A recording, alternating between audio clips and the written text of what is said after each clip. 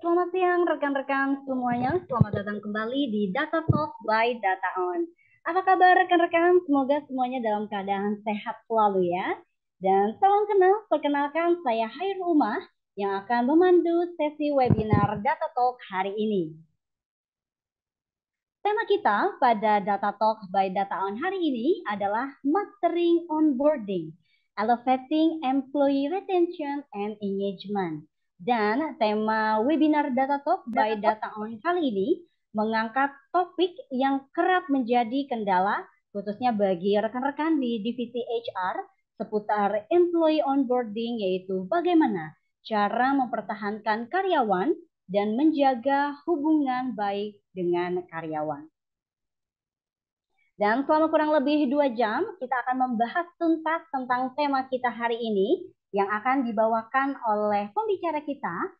Ada Bapak Himawan Pramudita selaku CEO PT MSDM Indonesia Bisa dan Ibu Linda Setiabudi selaku Pre-Sales dari Data On. Setelah kedua sesi pembicara selesai, akan dilanjutkan dengan sesi tanya jawab. Jika Bapak Ibu rekan-rekan di sini ingin bertanya, bisa langsung menuliskan pertanyaan pada kolom Q&A yang tertera di bawah dan nantinya akan saya bantu tanyakan kepada pembicara kita. Dan jangan lupa untuk sesi tanya jawab ini, Bapak Ibu mohon untuk mengikuti format yaitu nama, lalu perusahaan Bapak Ibu bekerja, pertanyaan, dan ditujukan ke siapa? Apakah ke pembicara pertama atau pembicara kedua? Dan nanti juga akan kami tampilkan barcode feedback form yang harus diisi oleh Bapak Ibu karena pengisian feedback form ini sebagai syarat diberikannya materi webinar dan e-certificate, dan juga pengisian feedback form ini sebagai daftar absensi keikutsertaan webinar Data Talk by Data On. Dan untuk mendapatkan materi webinar dan e-certificate, ada beberapa persyaratan. Yang pertama, Bapak Ibu wajib memfollow sosial media dari Data On. Dan yang kedua, Bapak Ibu harus screen capture acara webinar hari ini, baik di handphone ataupun di laptop Bapak Ibu semua. Lalu posting di sosial media Bapak Ibu, serta dengan caption yang menarik, dengan tag Instagram atau sosial media Data On. Dan yang terakhir kami mohon sertakan akun sosial media Bapak Ibu sekalian nanti pada saat pengisian feedback form yang akan kami berikan link maupun barcode-nya setelah sesi kedua pembicara selesai, yaitu di akhir acara. Dan sosial media yang bisa Bapak Ibu follow itu sudah tertera di layar seperti ini. Dan pada sesi terakhir nanti akan ada kuis. Kita akan menggunakan Kahoot Quiz dengan total hadiah senilai 1 juta rupiah. Untuk 5 orang pemenang kita akan memberikan Grab gift dengan persyaratan Bapak Ibu harus gunakan nama sesuai registrasi agar mudah dicek oleh tim Data On. Dan syarat pemenang selanjutnya adalah harus mengisi feedback form yang akan kami berikan di akhir acara nanti. Jika Bapak Ibu tidak mengisi, akan digugurkan dan dipilih pemenang urutan selanjutnya. Dan untuk hadiahnya, pemenang pertama akan mendapatkan Rp350.000, pemenang kedua mendapatkan Rp300.000, pemenang ketiga mendapatkan Rp200.000, pemenang keempat mendapatkan Rp100.000, dan pemenang kelima Rp50.000. Untuk pengiriman hadiah pemenang akan dihubungi dan dikirimkan oleh tim Data On setelah webinar ini selesai. Dan untuk mengikuti kuis ini, kami mohon kepada Bapak Ibu untuk bisa menyiapkan akun Kahoot-nya. Mungkin dari sekarang bisa sudah di login sehingga nanti saat kita memulai kuisnya, Bapak Ibu sudah bisa langsung masuk ke Kahoot masing-masing. Dan sebelum masuk ke materi presentasi hari ini, mungkin ada sebagian dari Bapak Ibu di sini yang belum familiar dengan Data On dan Humanica. Solusi bisnis apa yang ditawarkan? Kalau begitu, izinkan saya untuk memberikan sedikit informasi mengenai Humanica dan DataOn. PT Indodev Niaga Internet atau DataOn adalah penyedia solusi bisnis terkemuka untuk bidang HR, ERP, dan accounting yang dikenal dengan nama Sunfish. Lokasi kantor kami berada di Misi Bintaro Campus, Bintaro, Tangerang Selatan.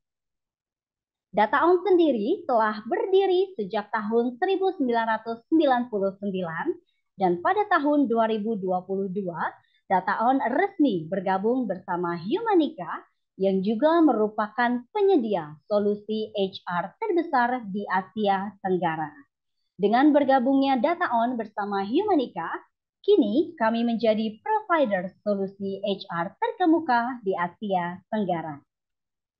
Dan kini kantor kami tersebar di 6 negara, yaitu Thailand, Indonesia, Singapura, Malaysia, Filipina, dan Vietnam.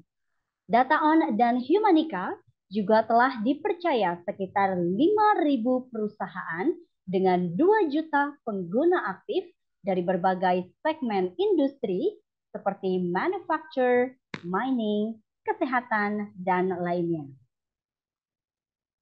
Melalui merger ini juga, DataOn by Humanica meluncurkan platform Human Capital Management terbaru, yaitu Sunfish Workplace. Lalu, Humanica juga meluncurkan servis baru dan menjadi one-stop HR solution, sehingga kini tidak hanya sebagai solusi software HR dan payroll outsourcing, tapi kini memiliki consulting service juga. Humanica Consulting Service memiliki 3 servis utama, yaitu HR Transformation Advisory, HCM System Implementation Consulting Scope, dan Workforce Intelligence and Coaching. Nah, itu tadi Bapak Ibu sekalian, perkenalan singkat tentang DataOn by Humanica. Dan untuk Bapak Ibu yang mungkin ingin mengenal lebih jauh tentang DataOn Humanica, bisa menghubungi kami di nomor yang akan kami share nanti di kolom chat. Dan ada kabar baik bagi Bapak Ibu di sini yang sudah bergabung di webinar ini yang sudah menjadi klien kami. Bapak Ibu bisa mendapatkan voucher Grab Gift dengan mengisi review pada platform G2 dan Gartner. Jika Bapak Ibu di sini bersedia, bisa menghubungi nomor yang tertera di layar. Nomornya akan saya infokan juga di kolom chat. Lalu setelah itu akan dipandu oleh rekan kami untuk mengisi review G2 dan Gartner. Baik, sebelum kita memasuki sesi webinar kita siang hari ini, izinkan saya untuk menyapa kedua pembicara kita yang sudah bergabung di webinar ini. Yang pertama ada Bapak Himawan Pramudita, selaku CEO dari PT MSDM Indonesia Bisa. Selamat siang, Pak Himawan. Halo, halo, halo. Semangat pagi. Semangat pagi. Pak Himawan, apa kabar? Alhamdulillah, Jos Gandos. Just and just ya. Sudah siap ya Pak ya hari ini untuk memaparkan materi sesuai dengan topik kita ya Pak ya? Siap, Insya Allah. Baik. Dan yang kedua ada pembicara kita yang sudah bergabung. Bersama kita juga ada Ibu Linda Setiabudi selaku pre-sales dari DataOn. Selamat siang Ibu Linda. Halo, selamat siang. Apa kabar Ibu hari ini? Baik. Baik, terima kasih Ibu Linda dan Pak Himawan sudah bergabung di acara webinar kita hari ini dan sudah menyempatkan waktunya untuk sama-sama memberikan ilmu dan memaparkan materi yang luar biasa. Baik, langsung saja Bapak Ibu sekalian, tanpa berlama-lama lagi kita persilahkan untuk pembicara kita yang pertama, yaitu Bapak Himawan Pramudita untuk memulai presentasinya. Kepada Pak Himawan, kami persilahkan untuk share screen dan start the presentation, Pak. Silakan. Oke. Semangat pagi teman-teman semuanya. Selamat datang di Data Talk ya dari DataOn. Oke, gimana kabarnya semuanya? Sudah makan siang belum? Teman-teman sudah makan siang? Sudah Pak, Alhamdulillah. Sudah. Alhamdulillah. Kalau peserta sudah makan siang peserta? Sudah apa kebanyakan makan? Mereka bisa nulis di kolom chat nggak sih? Bisa, Coba Pak, kita bisa. coba. Halo teman-teman. Halo. Hai. Tidur kayaknya nih. Halo. Tiba-tiba hening ini. Oh, halonya bisanya di kolom Q&A. Oh, chatnya masih disable. Coba mungkin chatnya bisa dibuka. Baik, kita buka Nah, dulu teman-teman sebentar. bisa berinteraksi di sini. Halo, teman-teman tuh pada tulisannya di kolom Q&A ternyata. Biasanya biasanya kita seru nih interaksinya biasanya insya Allah asik nih. Sudah makan Pak? Alhamdulillah. Alhamdulillah sudah pada makan ya. Bagus. Karena memang jam-jam siang ini teman-teman ini jam-jam rawan ya. Rawan. Kalau yang belum makan ini jam-jamnya lemes gitu kan. Kalau yang sudah makan ini jam-jamnya ngantuk. Ya serba salah ya. Sushi sudah siap, mantap. Mudah-mudahan teman-teman semangat semuanya. Hari ini insya Allah kita belajar. Kalau yang beberapa mungkin tadi pagi sudah ketemu saya ya, udah belajar. Siang ini belajar lagi, ketemu lagi, tapi materinya berbeda. Hari ini atas persembahan dari Data On, di acara Data Talk ini kita akan bicara mengenai mastering onboarding. Saya boleh, ini kayaknya chatnya masih belum bisa ya. Sudah is okay. Ya, nggak apa-apa, Pak. Sebenarnya chatnya memang harus publik. Jadinya untuk Bapak Ibu di sini Oh, I bisa see. interaksinya di kolom Q&A saja. Oke, siap, siap. Teman-teman, yuk kita mulai sesinya yang hari ini ya. Bismillahirrahmanirrahim. Assalamualaikum warahmatullahi wabarakatuh. Semangat pagi semuanya. Selamat datang di Data Talk dari Data On. Yang hari ini insya Allah kita akan membahas mengenai mastering onboarding. Apa itu onboarding ya? Sebelumnya perkenalkan nama saya Himawan Pramudita, SR Consultant juga Trainer, CEO dari PT MST Indonesia Bisa. Barangkali ada yang belum kenal ya.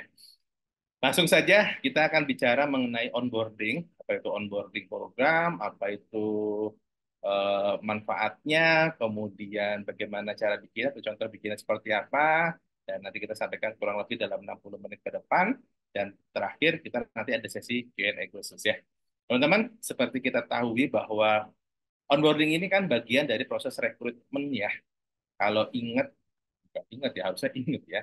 Kalau tahu gitu ya, rekrutmen itu kan kita prosesnya lumayan panjang ya, lumayan panjang. Dari awal di sisi sebelah kiri kita, kalau dilihat ini ada rekrutmen itu sendiri, artinya kita bikin loker, goalsnya adalah banyak CV yang masuk, kemudian setelah itu kita seleksi, kita review, ya kita interview, bahkan mungkin ada yang di psikotes, cek kesehatan dan lain-lainnya, kemudian kita pilihkan, kita rekomendasikan ke user mana yang oke, top 3, top 2 atau top 5 kandidat yang oke. Ketika sudah ketemu yang satu yang cocok, kita kasih offering, kita kasih penawaran kerja, entah bentuknya bisa PKWT, PKWTT, atau yang mau probation juga bagian dari PKWTT bisa juga. Dan terakhir adalah kita ada proses orientation-nya ya. Ini yang menjadi satu hal yang penting teman-teman, satu hal yang penting yang kita perlu pelajari juga hari ini ya. Dan sesuai dengan temanya, kita fokusnya hari ini adalah bicara mengenai orientasi kerja atau onboarding. Baik, apa itu onboarding? Apa itu onboarding? Saya nggak tahu nih teman-teman sudah familiar belum dengan istilah onboarding? Rasanya kalau zaman sekarang rasanya sudah cukup familiar ya dengan yang namanya onboarding. Mestinya udah lebih familiar. Kalau zaman dulu mungkin 10 tahun yang lalu, 15 tahun yang lalu, mungkin belum terlalu familiar dengan istilah onboarding. Mungkin ya. Kecuali mungkin kamu kerja di multinational company, mungkin udah familiar. Tapi kalau yang umum mungkin belum tahu. Ya kira-kira kalau ngomongin onboarding itu masa orientasi lah. Kalau dulu zaman sekolah mungkin ada apa MOS, masa orientasi siswa, gitu ya, masa pengenalan. Nah, ini untuk karyawan baru pun juga sama di perusahaan ada namanya masa orientasi yang istilah familiarnya adalah onboarding. Ya, jadi gampangnya teman-teman onboarding ini adalah sebuah proses pengenalan hal-hal terkait dengan perusahaan itu sendiri. Ya, mulai dari culture-nya mungkin, job desk-nya, dan lain-lainnya. Tujuannya apa? Tujuannya ini sebagai media untuk karyawan baru ini bisa melakukan adaptasi atau penyesuaian terhadap lingkungan kerjanya dan juga terhadap pekerjaan baru. Pertanyaannya, ini penting nggak ya? Teman-teman, menurut kamu onboarding ini penting atau tidak? Boleh tulis entah di kolom Q&A ya, boleh tulis di kolom Q&A. Menurut kamu penting atau tidak? Seumpama penting, kira-kira alasannya apa ya? Penting nggak teman-teman? Menurut kamu nih, perasaan kamu, entah kamu sebagai seorang HR atau kamu sebagai seorang new employee misalkan, menurut kamu onboarding ini penting apa? Beberapa nulisnya penting ya. Pertanyaan saya, pentingnya apa? Pentingnya apa? Kenapa onboarding ini penting? Coba tulis di kolom Q&A. Kenapa onboarding ini penting? Versimu aja, bahasa kalian. Oke, kita setuju, kita sepakati bahwa ini penting. Oke ya. Terus pertanyaannya, kenapa ini penting? Kok onboarding menjadi satu pembahasan? Kenapa sih kita kan sudah ngerekrut nih ya, kita udah rekrut karyawan, kita udah seleksi CV-nya, kita udah interview dia, bahkan kita psikotes dia, bahkan kita cek kesehatan dia, kan kita udah cari yang terbaik. Udah kita udah cari yang terbaik nih. Terus kok yang sudah terbaik ini yang sudah bagus, kenapa harus di onboardingkan? Kan dia orang bagus, kan dia orang bagus, kenapa harus di onboardingkan? Kenapa nggak langsung kerja aja? Ah, penting Pak untuk pengenalan ke company, oke. Perlu dibantu beradaptasi, oke. Karena ini proses pengintegrasian, oke. Dan lain-lain, wis, mantap, mantap, mantap. Ada satu mindset teman-teman, mindset sederhana, basicnya. Kenapa ini penting? Kenapa onboarding ini penting? Teman-teman sudah nulis, banyak yang nulis ya, good, good, very good, thank you responnya teman-teman. Kenapa ini penting? Karena mereka, new employee kita adalah manusia. Ya. Karena new employee kita adalah manusia, bukan robot. Ada banyak hal yang mungkin terjadi karena ya ini manusia, dinamis sekali, dinamis sekali. Beda dengan robot. Robot itu kalau kita beli mesin, spesifikasinya A, B, C, D. Misalnya nih, ya gampang aja deh. Teman-teman misalkan beli laptop, laptopnya beli MacBook, MacBooknya MacBook yang terbaru. M berapa tuh prosesornya? M1, M2, atau M150 bisa. Dan lain-lain. Kolom chatnya udah bisa kayaknya tuh. Ah, enak di kolom chat aja tuh ya. Ya pertanyaannya di Nah, kolom kita Q&A. aktifkan, jadi Bapak Ibu bisa langsung berinteraksi di kolom chat. Nah, sip, teman-teman. Kan mereka manusia ya. Saya tadi sampai mana? Oh iya, mesin. Teman-teman kalau misalkan beli MacBook nih, yang terbaru, mungkin harganya 20-30 juta. Beli laptop MacBook yang terbaru 20-30 juta. Begitu beli, terus kamu install, misalkan sudah di dalamnya sudah diinstal, gampang aja deh, Microsoft Word aja. Misal ya, udah MacBook udah Microsoft Word, ya nggak apa-apa lah. Kira-kira ketika kamu install Microsoft Word di MacBook yang terbaru, bisa langsung dipakai nggak teman-teman? Word-nya. Bisa pakai buat ngetiknya? Bisa nggak kira-kira? Standarnya harusnya bisa. Kalau kita pencet huruf A di keyboardnya, munculnya huruf A. Kita pencet huruf B di keyboard, munculnya huruf B. Soalnya gitu kan. Nggak mungkin kita pencet huruf A, kemudian munculnya huruf Z. Kita mencet huruf B, munculnya huruf R. Kemudian si MacBook-nya bilang, maaf ya, ini kan saya baru baru dinyalain, saya masih agak grogi nih. Enggak kan? Namanya mesin mah harus langsung bisa. Beda dengan manusia. Manusia meskipun dia skillnya oke, karakternya oke, belum tentu pas bekerja itu bisa langsung bekerja. Maka butuh yang namanya proses onboarding. Teman-teman, oke, tadi teman-teman sudah nulis pentingnya onboarding. Pentingnya onboarding. Kira-kira kalau kita ngomongin dari sisi manfaat, kita ngomongin dari sisi tujuan, kalau di tempat teman-teman kamu rancang ada onboarding di perusahaan, kira-kira goals kamu apa? Kalau kita ngomong ke manajemen nih, bos, perlu ada onboarding bos, karena karyawan kita adalah manusia. Oke, apa manfaatnya? Coba tulis di kolom chat teman-teman. Menurutmu, apa sih manfaat dari onboarding. Target kerja tercapai. Baru masuk, langsung dipecut lah ya, suruh kerja. Ayo, kerja. Dia tercapai kinerjanya. Membantu karyawan merasa terintegrasi, memperkenalkan budaya. Oke, oke. Ah, teman-teman, saya ulangi ya. Saya ulangi ya. Tadi situationnya, ini STAR method. Situationnya adalah kita ngobrol ke bos. Kita ngobrol ke bos. Bos nanya, apa manfaatnya onboarding? Bos nanya nih. Maka kalau bicaranya dengan bos, pakai bahasanya adalah bahasa bisnis atau yang berkaitan dengan perusahaan. Ya, apa yo? Permudah adaptasi. Terus why? Mengenalkan visi misi why? Ayo apa yo? Coba. Oh, good nih. Menurunkan turnover, itu bahasa bagus. Apalagi bahan evaluasi masih setengah. Tadi ada yang bilang produktivitas yang meningkat. Oke, good. Kira-kira apa lagi? Ayo, employee experience. Terus kenapa? Kinerja produktif. Udah tadi. Tahu bisnisnya seperti apa? Menarik. Apalagi teman-teman. Menambah employee engagement. Oke. Dan lain-lain ya. Oke, bahasanya masih banyak yang terlalu umum. Bahasanya masih banyak terlalu umum. Teman-teman, ini kalau kita bicaranya ke top level, itu beda ya. Bahasa sudut pandangnya bukan dari sisi karyawannya, ya memang itu jadi objeknya, tapi juga dari sudut pandang perusahaan juga. Kenapa? Saya ngambil dari salah satu penelitian, teman-teman. Saya ngambil dari salah satu penelitian, ya ini tetap ranahnya sebenarnya ke arah karyawannya juga. Tapi ini bisa kalian pakai ketika bicara mengenai pentingnya onboarding atau manfaat onboarding atau manajemen adalah pertama, higher job satisfaction. Kepuasan kerjanya itu jadi tinggi. Ya ini arahnya nanti ke productivity nih. Kok bisa? Ya karena mereka sudah kenal duluan, diajarin, dipahami, diadaptasikan yang baik. Yang kedua, organizational commitment-nya juga bagus. Ya, tadi yang ketiga ada yang sudah ngomong lower turnover-nya lebih rendah. Ini dengan catatan kalau kamu memang betul-betul menerapkan onboarding-nya dengan optimal ya, optimal ya.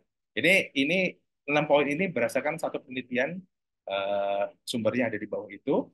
Kemudian yang keempat adalah higher performance level. Performanya bisa lebih tinggi dengan onboarding yang efektif. Career effectiveness dan juga lower stress. Kalau anak-anak muda zaman sekarang suka nih yang begini nih. Stresnya nggak usah tinggi-tinggi. Ya, kira-kira teman-teman ya. Terus pertanyaannya, ini kan bahasanya bahasa penelitian nih ya. Saya coba rangkai teman-teman bridging dengan bahasa yang lebih sederhana. Menurut saya gini, berdasarkan apa yang saya pahami, bahwa manfaat ini bisa terjadi. Rangkaiannya kira-kira begini. Dengan adanya onboarding, maka bisa memenuhi kebutuhan mereka terkait dengan teman baru. Ini penting loh, penting. Mereka itu karyawan teman-teman, kan baru ya, karena baru itu butuh punya teman. Di kantornya itu butuh punya teman. Nanti ada penjelasannya lanjutan. Oh, gitu Pak. Emang apa hubungannya? Ya. Kemudian tujuannya juga dia punya teman baru. Tujuannya adalah biar dia bisa perform. Ya.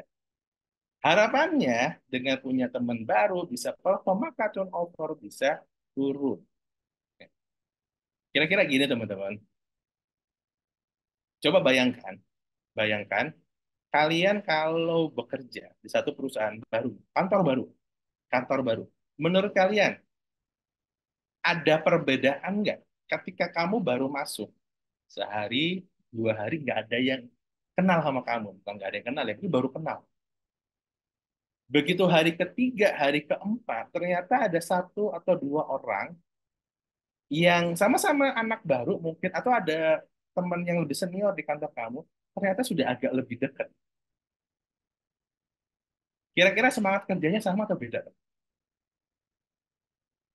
Kira-kira coba tulis kolom chat. Sama atau beda? Lebih lebih tinggi mana semangat kerjanya? Lebih tinggi kalau ada yang kedua ya, kondisi yang kedua ya ada teman. Itu baru level yang sederhana. Ini level yang lebih lebih manjang lagi. Menurut kamu mana yang lebih membuat kamu semangat kerja? Ketika kamu berangkat kerja di kantor, ada bestie kamu, atau di kantor kamu nggak punya bestie. Kira-kira lebih semangat kerja yang mana? Sederhana ya, sederhana ya. Tapi ini penting loh. Ini penting loh. Ketika kita ada bestie di kantor, meskipun nggak satu departemen, meskipun beda lantai, meskipun beda meja, ya lah masa mejanya bareng-bareng kan, beda feel-nya beda. Walaupun dia beda departemen, tapi ketika berangkat kok ketemu bareng itu happy-nya beda. Atau nanti minimal di kantin ketika makan siang ketemu, itu motivasinya beda. Itu aja kalau kita sudah kerja lama, tetap butuh bestie. Apalagi yang karyawan baru, mereka butuh teman, butuh bestie. Ya. Kalau yang introvert pasti semangat, yang nggak ada bestie. Apa iya? Bestinya kerjaan. Mungkin ya. Butuh teman bergunjing, jangan. Bukan itu. Kemudian, teman-teman, kemudian biar bisa perform ini dalam pekerjaan itu gini. Kalau sudah punya teman, kemudian menjadi semangat, at least ketika ada proses training, ya, proses sosialisasi, entah culture, entah job desk, itu bisa lebih semangat. Motivasinya udah ada, sehingga sehingga dia bisa lebih memahami apa sih jadi tugas-tugasnya. Minimal itu dulu ya. Sehingga apa? Harapannya dari situ bisa lebih perform. Dan ujungnya lagi tadi berkaitan dengan menghindari turnover. Ini yang 2 poin awal, butuh teman baru dan kejelasan tugas, teman-teman. Kita ngomongin dua hal penting ya, 2 hal penting. Ini tujuannya sebenarnya untuk naikin engagement. Ya, ini tujuannya sebenarnya untuk naikin engagement. Ya. Karena gini, kalau kamu bekerja di satu perusahaan, engagementmu jelek, biasanya nggak lama tuh. Seolah gitu. Tapi ketika kamu bekerja di satu perusahaan, engagement-nya bagus, selain agak lebih lama, juga produktivitasnya lebih tinggi. Ini kalau saya mengadop materi yang ada di Gallup, teman-teman ya, di Gallup, Gallup Q12, ini salah satu poin di nomor 10, ini ada yang namanya punya teman dekat. Jadi Gallup ini, dia bisa mengukur, tools ini bisa mengukur level engagement kita atau karyawan kita di perusahaan. Nah, yang saya beri warna nomor 10 nih, saya beri warna punya sahabat dekat tadi yang bestie itu, atau nomor 8 visi misi perusahaan jelas, itu juga membuat level engagementnya naik, atau yang 1 dan 2 ini lebih ke arah job desk-nya dan perlengkapan kerja atau atasannya. Ya, ini penting teman-teman. Ini penting karena memang engagement itu kalau sudah terjaga, secara teorinya ya, produktivitas juga akan lebih meningkat. Ya, harapannya, nah ini tadi turnover-nya turun. Teman-teman, boleh tulis di kolom chat nggak? Menurut kamu yang bikin turnover tinggi itu apa sih? Menurut kamu nih. Yang bikin turnover tinggi itu apa sih? Kebanyakan job desk. Kebanyakan job desk. Ya, kalau kalau karyawan baru nih, kan karyawan baru kalau langsung bilang kebanyakan job desk ini kurang pas ya. Kalau karyawan baru kita bicaranya untuk new employee. Yang membuat mereka turnover tinggi apa? Wah, ini ada tulisan bagus nih. Onboarding butuh dan sangat penting. Goalsnya adalah untuk kenal simpati, simpati, empati, empati, solid, solid, cuan. Mantap. Nah, tuh kalau nyampaikan ke bos, poin cuannya digedein tuh. Oh ya, bagus. Ketidakjelasan job desk. Oke, atasan hanya mau didengar buat pekerjaan lingkungan, culture fit, dan lain-lain ya banyak ya.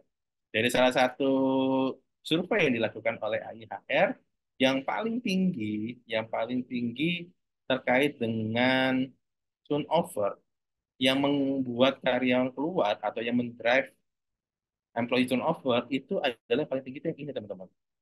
Nih, ini paling tinggi. 9% loh. Tinggi kan? Stres. Pertanyaannya, stresnya kenapa? Ini secara umum ya. Ya, IHR ini bikin surveinya secara umum, tidak hanya untuk new employee. Tapi kalau kita lihat di sini, stres salah satunya adalah ini. Role clarity. Kebaca nggak tulisannya? Role clarity. Role clarity ini berarti apa, teman-teman? Ketidakjelasan tugas atau job desk? Ya, role clarity. Yang nggak kebaca, menurut kebaca ya pakai digedein aja. Role clarity. Ini yang bikin stres, yang membuat turnover tinggi, itu adalah ketidakjelasan tugas atau job desk. Karyawan baru datang masuk kantor, nggak kita lakukan onboarding, nggak ada sosialisasi job desk, dia disuruh kerja aja, udah kamu kerjain aja apa yang disuruh bos. Stres nggak? Bisa jadi lama-lama stres kalau nggak jelas job desk-nya. Nah, mengenalkan job desk, memperkenalkan job desk, menjelaskan job desk, itu salah satu activity yang ada di onboarding. Ya. Kelihatan remeh, tapi itu penting. Nah, teman-teman perlu dipahami, ketika kita mau menjelaskan job desk, activity-nya ya, nggak cuma dia dikasih dokumennya suruh baca sendiri, yaitu lumayan, daripada enggak ya, tapi nggak cukup sampai sana. Diajak ngobrol. Kita dorong atasannya untuk membuatkan satu sesi lah, let's say misalkan 30 menit, cukup kok 30 menit, kurang lebih cukup-cukup, bisa 60 menit, 1 jam, untuk ada diskusi awal antara atasan dan bawahan, antara karyawan baru dan atasannya, untuk menjelaskan job desk dia apa. Tentu ada dokumennya dong. Ini maksudnya apa? Ini maksudnya apa? Oh, kalau nggak ada dokumen job desk-nya gimana? Ya bikin dulu. Ya kalau nggak punya job desk-nya. Maka maka ini menjadi satu hal yang penting teman-teman, proses onboarding. Nanti kita lihat beberapa contohnya. Ini penting untuk mencegah atau setidak-tidaknya mengurangi yang namanya turnover. Ada yang mau bertanya? Nanti dulu. Nanti ada sesinya. Oh, di sini ada yang lebih jelas. Maaf. Ini ada yang lebih jelas ternyata di sini.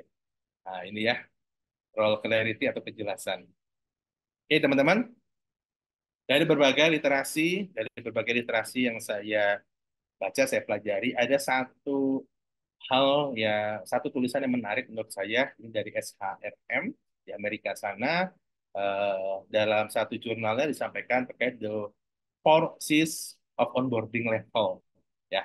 Jadi ada 4 level berkaitan dengan proses onboarding yang nanti jadi bahan evaluasi kita, teman-teman ya.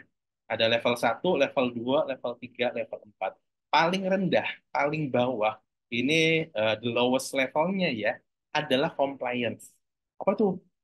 Ya. Level di atasnya ini bicara mengenai clarification. Apalagi itu Pak? Nanti setelah ini. Level ketiga itu culture.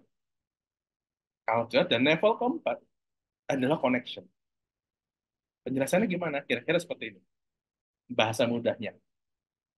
Paling bawah teman-teman, kita bicara mengenai compliance. Ini cuman menjelaskan kepada new employee hanya berkaitan mengenai aturan perusahaan saja. Kita hanya nyampaikan basic policy, basic legalnya, aturan-aturan bagaimana apa yang harus dilakukan, apa yang tidak boleh dia lakukan. Hanya itu doang. Cukup? Murah. Itu level. Tapi kalau sudah ya mending daripada nggak ada ya. Artinya gini, di level 1 kita perlu memberikan materi mengenai peraturan perusahaan kita terkait dengan compliance. Karyawan akan kena SP1 kalau gimana? Karyawan akan kena SP2 kalau gimana? Karyawan masuk itu jam berapa? Pulangnya jam berapa? Itu masih di level compliance, level 1. Kalau kamu merasa ini sudah kamu lakukan, good, tapi belum cukup tinggi. Masih harus ditambahin. Level kedua adalah clarification. Ya, kita harus memastikan bahwa dia memahami, karyawan baru ini memahami tugas-tugas baru dia di perusahaan ini. Dia harus tahu. Ini kita bicara job desk ya. Ketika kita sudah kasih sesi, misalkan bareng-bareng semua new employee berkumpul di satu ruangan, kita bikin onboarding bareng-bareng ya. New employee program, misalkan new employee program, kita kumpulkan mereka, kita jelaskan peraturan perusahaan, itu sudah oke. Nah, jangan lupa ditambahkan mengenai job desk-nya. Jadi kalau kalau bicara job desk tadi sudah sempat disinggung ya, tidak bareng-bareng ya, tapi personal. Kecuali kalau memang job desk-nya bareng-bareng sama. Misalkan kamu ngerekrut level operator, operator produksi, misalkan 10 orang gitu ya, dan mereka job desk-nya kurang lebih sama, Si operator disamain semuanya kecuali mesin-mesinnya berbeda, penggunaannya beda. Nah, kalian jelasin job desk-nya bareng-bareng boleh. Karena job desk-nya relatif sama. Tapi kalau yang satu staff finance, yang satu staff HR, yang satu staff marketing, yang satu staff purchasing, yang satu staff legal, yang satu staff impor, misalkan ekspor impor, kamu kumpulkan bareng-bareng, kamu jelasin job desk-nya bareng-bareng, ya agak pusing. Maka one by one. Kalau memang job desk-nya masing-masing berbeda. Penting. Dan saran saya ketika menjelaskan job desk, ini dilakukan oleh atasannya. Kalau perlu kita fasilitasi teman-teman, kita buatkan jadwalnya dan kita undang mereka semua. Nanti mereka ketemu dengan anaknya masing-masing. Kira-kira gitu. Tapi kalau memang itu nggak memungkinkan, kalau waktunya bareng-bareng, ya minimal kita kasih slot waktunya masing-masing. Hari apa Pak, bisanya jam berapa nanti karyawan barunya suruh hadir. Kita pastikan aja monitoring dari jauh. Itu level 2. Level 3, kita bicara culture. Kita dorong karyawan untuk mengenal culture-nya perusahaan, budayanya perusahaan, value-nya perusahaan. Baik yang tertulis maupun yang tidak tertulis. Mereka harus tahu. Kenapa? Karena organisasi ini kan bergerak bersama-sama. Jangan sampai budaya yang dia miliki itu nggak cocok dengan budaya yang ada di company. Ini banyak sekali contohnya teman-teman, dan saya mau ngasih contoh satu perusahaan, saya nggak sebut brandnya ya. Perusahaannya besar, perusahaan besar. Secara nalar logika awal harusnya aman, tapi nyatanya tidak. Jadi perusahaan ini perusahaan yang sedang bertumbuh, perusahaannya besar, profesional, ya. Memang family business tapi dikelola secara profesional bagus, perkembangannya luar biasa. Kemudian dia meng-hire orang-orang top performer di perusahaan sebelumnya. Jadi memang karyawan-karyawan yang keren-keren lah di perusahaan dia. Di perusahaan lain kan, misalkan di PTA nih, dia meng-hire, cari yang kompetitor, perusahaan kompetitor atau perusahaan sejenis, cari orang-orang bagusnya, ditarikin tuh, bajak lah kira-kira gitu ya. Tawari untuk join, mereka mau, mereka mau. Dan memang bukan sembarangan rekrut, memang orang-orang yang proven teman-teman, proven memang terbukti bagus kinerjanya di perusahaan lamanya, bagus. Ya bayangannya dari kompetitor, dari multinational company, ini yang diambil bukan perusahaan aja bagus-bagus. Namun ketika masuk di perusahaan A tadi, di perusahaan ini, ternyata performanya tidak sesuai ekspektasi dari top manajemen. Kok ada yang, kok nggak sesuai ekspektasi? Kayaknya ada yang salah nih. Setelah digali, digali, digali, dipelajari segala macam, ternyata problemnya di culture. Loh, gimana Pak maksudnya? Jadi PTA ini, mereka ini culture utamanya adalah kekeluargaan. Makanya gitu aja. Karena family business walaupun profesional, dia profesional tapi memang basicnya family business. Mereka di sana tuh betul-betul kayak keluarga. Teman-teman, perusahaan keluarga ya umum yang saya tahu juga, perusahaan keluarga itu biasanya rasa toleransinya lebih lebar. Ketika ada timnya tidak achieve target atau tidak sesuai dengan jadwal jadwal tugasnya, itu diingatkannya dengan bahasa yang lebih kekeluargaan.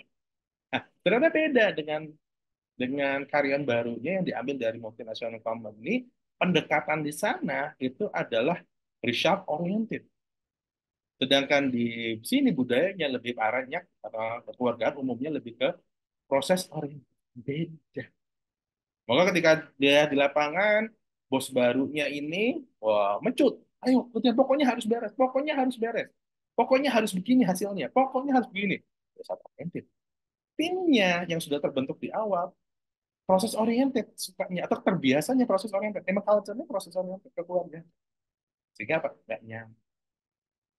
Nah, maka di dalam proses onboarding kita harus kenalkan, kita mestinya ini juga proses ini juga sudah dimasukkan di proses rekrutmen awal ya, tapi kalau memang eh, sudah dilakukan lebih mantap lagi ketika di onboarding ini kita lebih jelaskan di sini seperti apa budayanya, beda, ada hal-hal yang perlu ditekankan, sampaikan mengenai budaya perusahaan. Sehingga harapannya mereka sudah bisa lebih lebih bisa memahami ya budaya, baik yang budaya yang tertulis teman-teman maupun budaya yang tidak tertulis. Ya, jadi budaya yang sifatnya formal, tertulis ya, atau yang informal. Itu juga penting. Apalagi kalau kamu, kalau perusahaannya multikultural, wah lebih dahsyat lagi tuh mengenai culture, perlu dijagain. Level keempat, berdasarkan dari SHRM ini adalah connection. Connection ini, kalau kita bicaranya tadi ngomongnya engagement ya, engagement ya.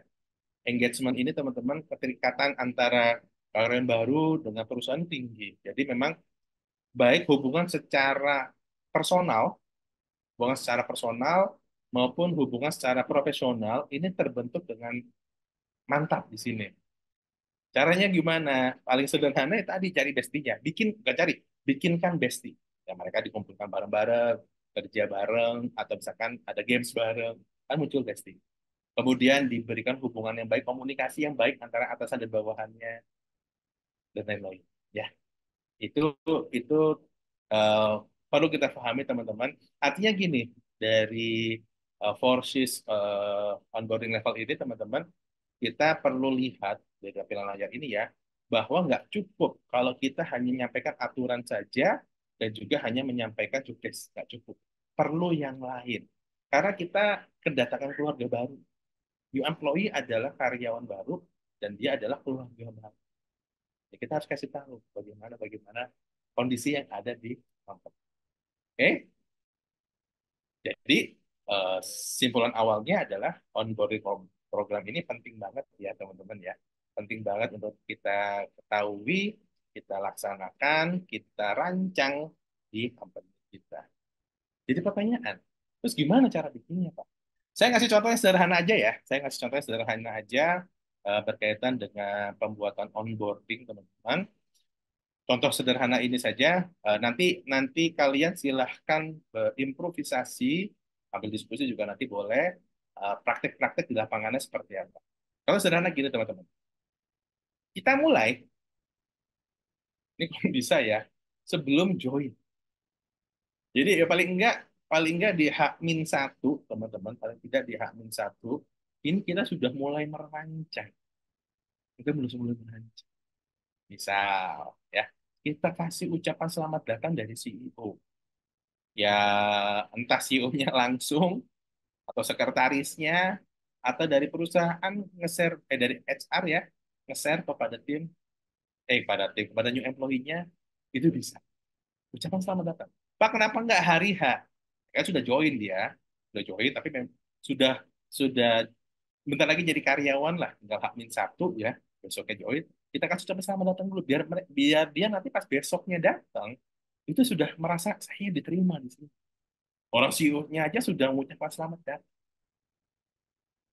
Teman-teman, kira-kira nih, kamu bayangkan ya, kamu bayangkan kamu new employee, hari Rabu besok join, jangan hari Rabu deh, besok hari Rabu tanggal 1 ya, misal besok masuk kerja, tanggal 1 Mei besok, tanggal 1 Mei itu, besok libur kan, May Day, tanggal 1 Mei misalkan kamu masuk, misal ya, 1 Mei, hari pertama kamu kerja, udah semangat nih, besok kerja, akhirnya kerja, atau pindah kapal, saya siap kerja. Tiba-tiba hari ini sore-sore jam 3 kamu dapat email ke email pribadimu. Syukur-syukur udah dapat email kantor ya, mungkin email pribadimu isinya adalah welcoming letter dari CEO. Pertanyaan saya, happy nggak? Happy nggak teman-teman? Happy atau malah kesel? Ngapain sih belum juga mulai kerja udah di email? Happy nggak kira-kira teman-teman? Happy nggak? Happy happy aja atau happy banget menurut kalian? Happy aja atau happy banget?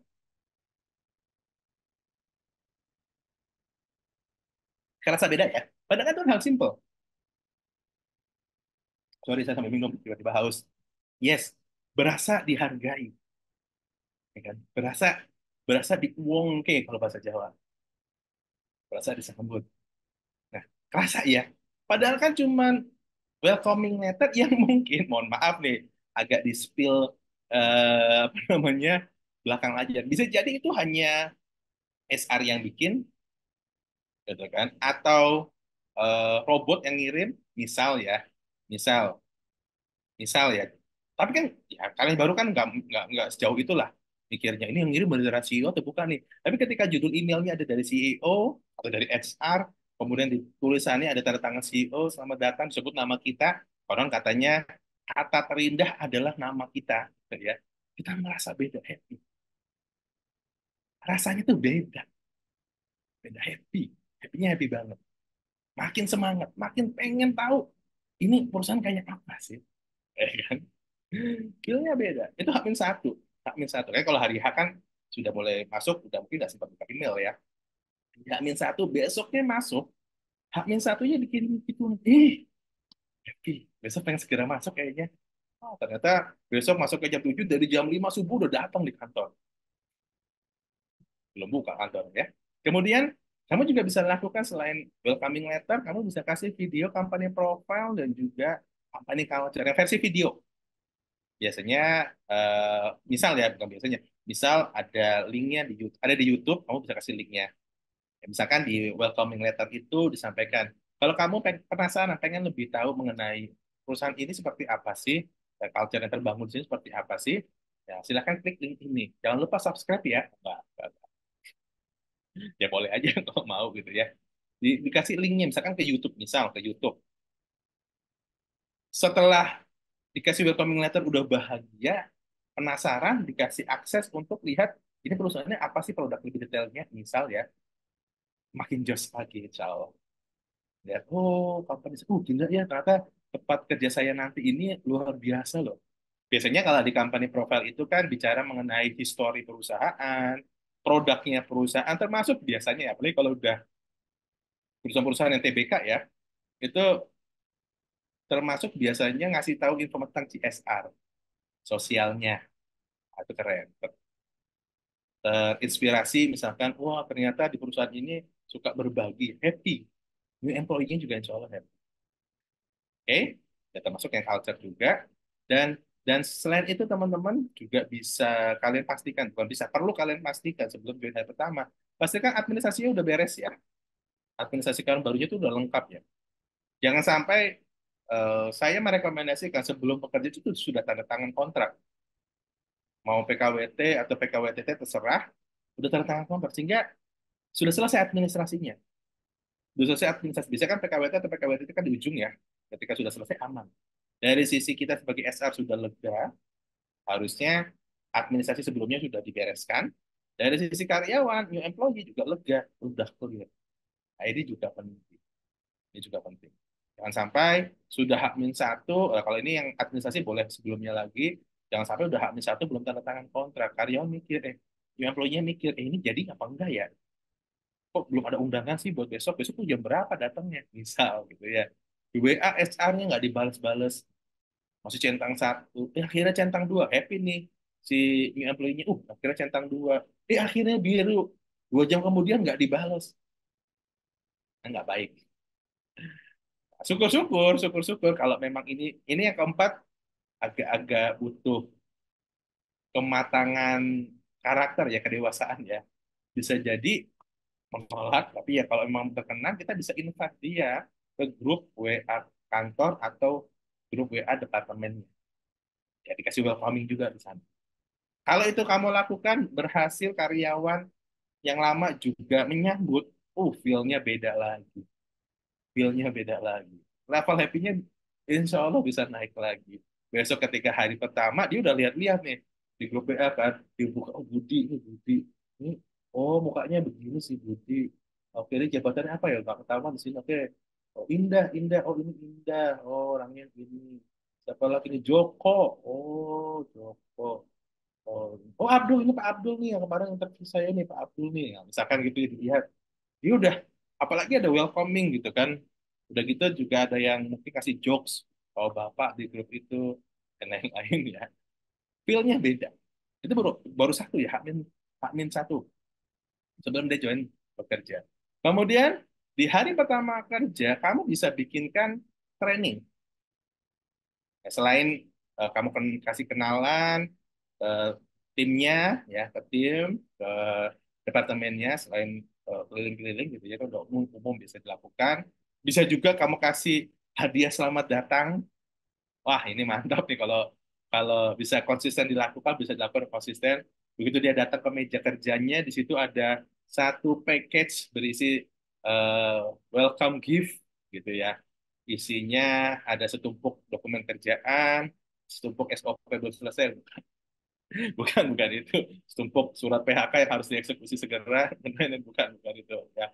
Tapi misalkan di situ ada pulpen kah, terus ada snack kecil, atau ada note buku perusahaan dan lain-lain, itu udah happy banget. Apalagi ditambahin card ya, kartu ucapan dari teman-teman sekitar. Cakep teman-teman ya. Kasih itu welcome gift-nya. Nah, selain itu kamu di hari pertama juga bisa ngasih dia training mengenai budaya perusahaan atau culture. Pak, kenapa culture dikasih lagi? Kalau tadi mungkin culture lebih ke arah videonya, kalau ini mungkin bisa lebih penjelasan secara langsung ya, secara live. Nah, selain itu juga bisa kamu kasih training mengenai targetnya company dan strateginya, atau targetnya departemen dan strateginya. Pembicaranya terserah dari siapa yang memang relevan ya. Dan juga jangan lupa ada safety induction yang perlu disampaikan. Ini dari pertama. Pasti langsung di posting di sosmed, di level letter selengkap itu. Mantap ya. Wah, kalau sudah sampai level itu di posting di sosmed, kira-kira dampaknya apa yang meningkat teman-teman? Ini employee nih, tadi udah H-1, dia dapat welcoming letter dari CEO, kemudian pas hari pertama dia dapat welcoming gift, terus dia posting di sosial media, apa yang naik? Employer branding. Mantap kan? Sekali gayung, airnya seger. Sekali dayung, dua pulau terlampaui. Satu, dua pulau terlampaui, gitu ya kalau nggak salah ya. Brandingnya meningkat, employer branding. Brandingnya company meningkat. Ih, keren ternyata kerja di situ ya. Dapat dapat welcome gift gitu. Mantap tuh. Cakep ya. Jadi ini bisa nih teman. Dan ini ya menurut saya sebenarnya effortnya tidak terlalu begitu besar sebenarnya. Ya kalau yang diterima sebulan ada 100 karyawan mungkin kerasa ya. Dan juga secara biaya sebenarnya insya Allah juga nggak terlalu besar. Saya ambil contoh, ambil contoh. Tapi ini bukan bukan bukan welcoming gift ya, bukan hadiah selamat datang, tapi ini hadiah ulang tahun. Jadi waktu itu saya pernah kerja di satu perusahaan. Perusahaan itu bekerja sama dengan koperasi. Itu kepada semua karyawan diberikan satu parcel lah, tapi mini parcel, bukan parcel yang gede banget, bukan mini parcel ya, cuman mungkin budgetnya saya nggak apa waktu itu berapa, saya nggak ikutan ngurus. Mungkin ya bayangan saya mungkin 50.000 mungkin. 20-50 ribu lah kira-kira range itu, cuma isinya cemilan makanan segala macam, tapi itu diberikan di mejanya karyawan setahun sekali setiap karyawan ulang tahun ya. Happy-nya luar biasa teman-teman. Tadi di Wong kayak diperhatikan, jadi ketika saatnya dia ulang tahun dikasih tuh, tiba-tiba di pagi itu datang ke kantor, datang ke mejanya udah ada itu, sehingga sehingga naikin naikin apa ya, engagement karyawan juga naik gitu, dan itu biayanya nggak mahal ya, setahun sekali cuma 50.000 kira-kira lah ya. Itu juga bisa contoh. Nah, apalagi ini kalau di awal dikasih gift juga, mungkin budgetnya juga nggak usah mahal-mahal ya, 20-30 ribu udah cukup, tapi yang bermanfaat lah ya, udah dua bulan. Hari pertama kerja. Kemudian di minggu pertama, di minggu pertama kita coba bikinkan sesi. Ini udah mulai serius nih. Kalau tadi H-1 hari H itu masih yang welcomingan gitu ya, tapi udah mulai pengenalan, mulai strategi. Kalau tadi lihat di sini kan udah mulai target dan strategi, udah mulai ada serius. Walaupun hari pertama nggak apa-apa, dijelaskan secara umum. Nah, maka di minggu pertama teman-teman tinggal pilihkan waktunya. Ya nggak saklek di minggu pertama, silahkan, bisanya 2 minggu pertama silahkan menyesuaikan. Ini mulai ada disiapin meeting dengan tim inti dari departemen, dan siapkan one on one session. Ya, one on one session ini bukan urutan teman-teman, ini bukan urutan. Silakan mau duluan yang mana. Bisa membahas mengenai job desk. Ya, siapin one on one session, bahas mengenai job desk. Ini mau semuanya dibahas di hari yang sama juga nggak apa-apa.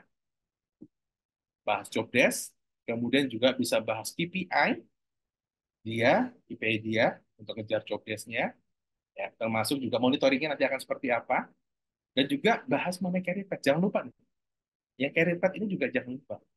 Ingat, karyawan baru masuk ke perusahaan kita, harapannya dia ya berkembang karirnya, harapan kita juga berkembang karirnya. Dengan dia berkembang karir bagi perusahaan, berarti kan dia betah di perusahaan.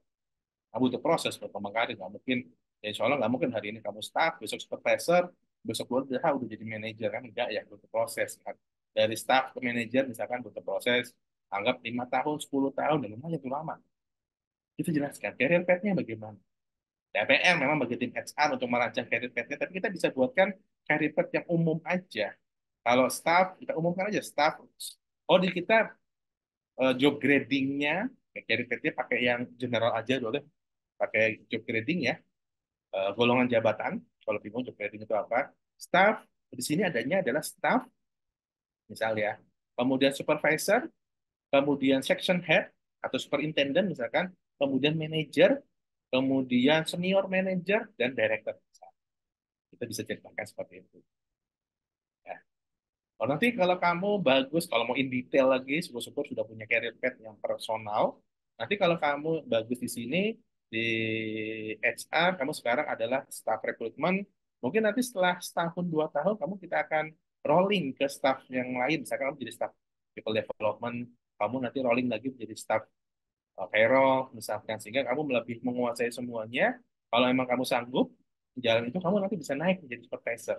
Itu juga boleh versi yang lebih personal atau level level yang lebih spesifik untuk masing-masing departemen. Ya. Dikasih tahu career path-nya.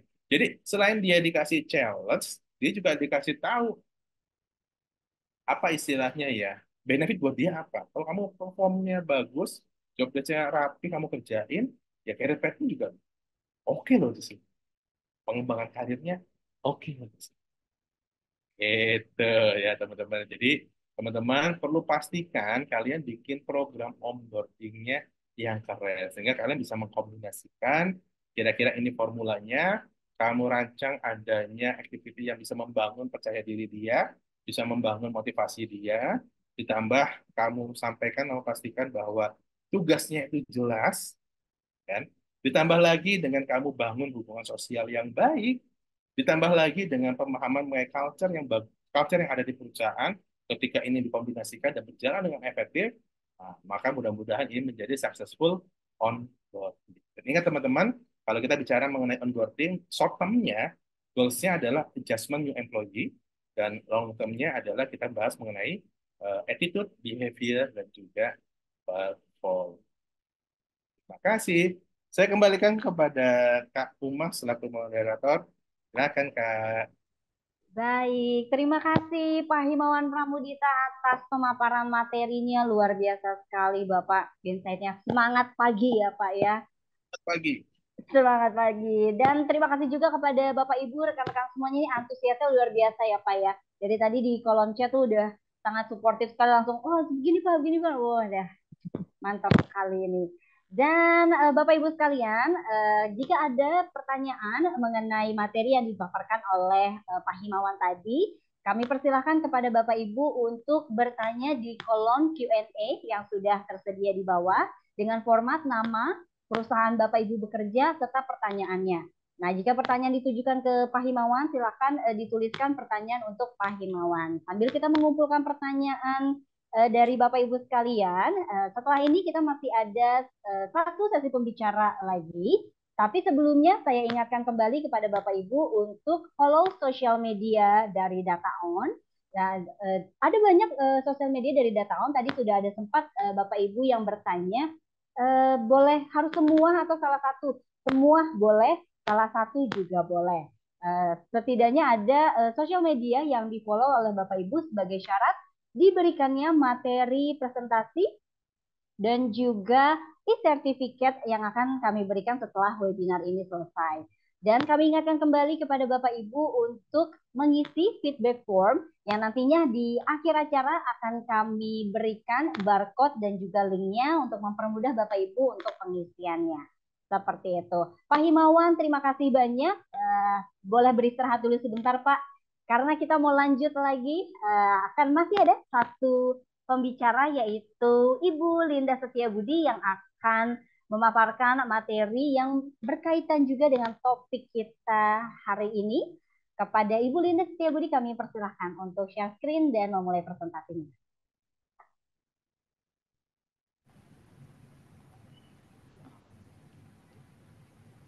Oke, saya share screen terlebih dahulu Bapak Ibu. Nanti kalau ada pertanyaan boleh langsung di chat saja ya. Oke, sudah tampil untuk screen-nya sepertinya. Oke, sudah tampil. Mungkin secara brief garis besarnya saja untuk kita ada produk namanya Sampis Workplace, di mana Sampis Workplace ini sendiri pun berhubungan juga dengan onboarding yang tadi sudah disampaikan oleh Bapak Himawan, di mana dalam Sampis Workplace sendiri pun kita menyediakan ada satu modul untuk rekrutmen, di mana nanti dari Bapak Ibu bisa melakukan memplanning terlebih dahulu kira-kira saat ingin melakukan hiring kira-kira apa saja yang harus disediakan. Apakah pertama kali kita harus melakukan pemappingan berhubungan dengan headcount, berapa banyak posisi maupun orang yang bisa ditentukan seberapa banyak periodnya nanti. Nah, dari sana untuk melakukan sebuah proses, kita juga nanti ada namanya recruitment request atau lebih ke arah saat Bapak Ibu ingin melakukan sebuah proses hiring, kira-kira apa saja akan dilakukan, berapa banyak seleksi yang akan diperlukan, dan nanti untuk talent-talentnya sendiri pun bagaimana. Apakah nanti dari segi Bapak Ibu memerlukan namanya online recruitment yang kita sediakan untuk pihak aplikan sendiri, yang nantinya mereka bisa melihat ada job desk apa saja yang sedang dibuka yang kosong, mereka bisa apply, di mana nanti mereka bisa menginformasikan kira-kira dari skill level mereka seberapa jauh mereka anggapannya berapa cocok nih dengan skillnya mereka. Ini nanti mereka bisa lihat listnya dengan catatan nanti juga dari segi segi aplikan mereka bisa melakukan registrasi terlebih dahulu, bisa menggunakan online, nanti mereka bisa inputkan juga. Oke, mungkin sambil nunggu, saya buka dulu ke sini. Nah, informasi data mereka sendiri pun nanti dari segi aplikan juga mereka bisa input kurang lebih seperti ini. Data-data mereka yang nantinya bisa jadi referensi dari Bapak Ibu sekalian. Kira-kira mereka kalau ingin diproses, berapa step yang harus dilewati. Ini nanti bisa Bapak Ibu konfigurasikan juga. Nah, ujungnya dari sebuah rekrutmen kan pasti ada proses, kita ingin lihat nih si aplikan ini cukup bagus atau enggak. Nah, proses itu nanti bisa kita lakukan dalam beberapa hal. Kalau menggunakan online, kita sediakan fungsi untuk discussion. Di sini nanti kita sebagai hiring manager kita bisa lihat kira-kira si aplikan ini kalau dia lagi berbicara bagaimana. Jadi ada discussion, kita pun sebagai hiring bisa melihat seberapa cocok dengan informasi yang kita perlukan, requirement-nya bagaimana, kecocokannya, data resume-nya mereka yang tadi. Kalau memang kita anggap si aplikan ini kurang oke, kita bisa langsung take action. Apa nanti action tersebut kita ingin melanjutkan kembali atau ingin kita hold dulu. Nanti dari kondisi itu Bapak Ibu bisa membuat decision yang nantinya apakah si aplikan tersebut ingin dijadikan sebagai calon karyawan yang ingin kita proses ke proses onboarding-nya tadi. Nah, kalau seandainya dari segi aplikan tersebut ingin kita hiring sebagai karyawan, sebenarnya dari segi sistemnya kita juga menyediakan satu fungsi namanya saat karyawan itu sudah dianggap hiring, kita bisa mengkondisikan mereka sebagai karyawan baru. Nah, saat kita mengkondisikan mereka sebagai karyawan baru, otomatis nanti di dalam sistem kita sudah ada namanya fungsi untuk onboarding. Nah, pintunya sendiri kan tidak hanya dari segi rekrutmen, tetapi dari segi kita juga menyediakan beberapa pintu juga. Apakah nanti langsung dari data itu kita buat dari data karyawan, nanti kita ada namanya employee information. Pintunya nanti ada dua, apakah nanti dari segi karyawan itu langsung kita inputkan ke dalam sistem, nanti ada formnya, ataupun nanti kita masih memerlukan fungsi untuk ACC. Kurang lebih nanti lebih ke arah dari data aplikan yang kita ambil dari pihak ketiga, ataupun nanti di luar dari progres rekrutmen itu sendiri pun, kita masih bisa melakukan proses untuk transisi, kira-kira aplikan ini sudah sesuai apa enggak. Dan kalau seandainya dari kondisinya dari segi Bapak Ibu memerlukan daripada input satu-satu data aplikan bisa nggak secara langsung, kita juga nanti menyediakan fungsi uploadingnya juga. Nah, ujung-ujungnya dari semua data itu tersebut kan nanti balik lagi, kalau seandainya nanti mereka sudah dianggap sebagai karyawan, kita bisa mengolahnya sebagai proses apakah nanti mereka akan familiar atau enggak dengan anggapannya dengan perusahaannya. Jadi dari sini karyawan kita sebagai SR pun nanti bisa melihat langkah apa saja yang bisa kita olah terlebih dahulu supaya nanti mereka familiar dengan pekerjaan mereka. Di mana viewpoint-nya nanti ada dua, kita sebagai SR bisa melihat apa yang akan kita handle, ini nanti bisa dikonfigurasi dari pekerjaan mereka. Apakah kita perlu survei dari informasi mereka ataupun nanti dari segi checklist lebih ke arah nanti ada barang-barang apa saja yang harus mereka terima. Apakah nanti informasi dari data pribadi mereka dihandle oleh SR, ataukah mereka yang harus mengajukan ke Bapak Ibu, sehingga nanti kalau disetujui tinggal dilakukan pengupdatean data. Dan yang tadi disampaikan oleh Pak Himawan juga, berapa langkah harus dilewati nanti dari segi aplikan, kalau seandainya nanti dari segi karyawan dia sudah hire, berapa banyak training harus dilakukan, apakah nanti training itu dari segi onboarding, pengenalan terlebih dahulu, atau nanti kondisinya sampai dilakukan pelatihan berhubungan dengan job desk-nya mereka. Nah, dari segi karyawan sendiri pun nanti mereka bisa masuk ke dalam sistem juga, dan nanti mereka bisa lihat dari informasinya juga. Di sini nanti ada namanya fungsi untuk reminder-nya, agak sedikit lebih. Oke. Nah, sebenarnya nanti dari sini mereka ada informasi yang berhubungan dengan onboarding-nya mereka sendiri. Dan kurang lebih kalau tadi view kita sebagai SR, kita bisa lihat dari timnya, karyawan baru bergabung itu siapa saja. Kita sebagai pribadi karyawan pun nanti bisa dilihat juga.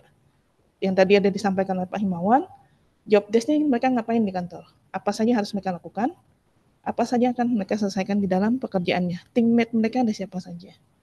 Kurang lebih nanti seperti itu.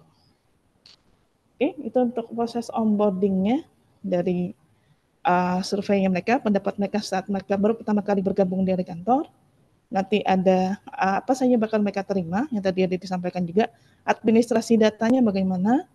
Yang kedua, yang ketiga nanti lebih ke informasi data mereka, pas mereka bergabung minta mereka update data atau di awal dibantu oleh SR, dan nanti berapa langkah harus dilakukan saat mereka mau masuk ke dalam perusahaan, apa saja harus mereka ketahui dari kulturnya, trainingnya, ataupun nanti sampai ke pengenalan dengan timnya yang bisa dipetakan dalam new hire training ini.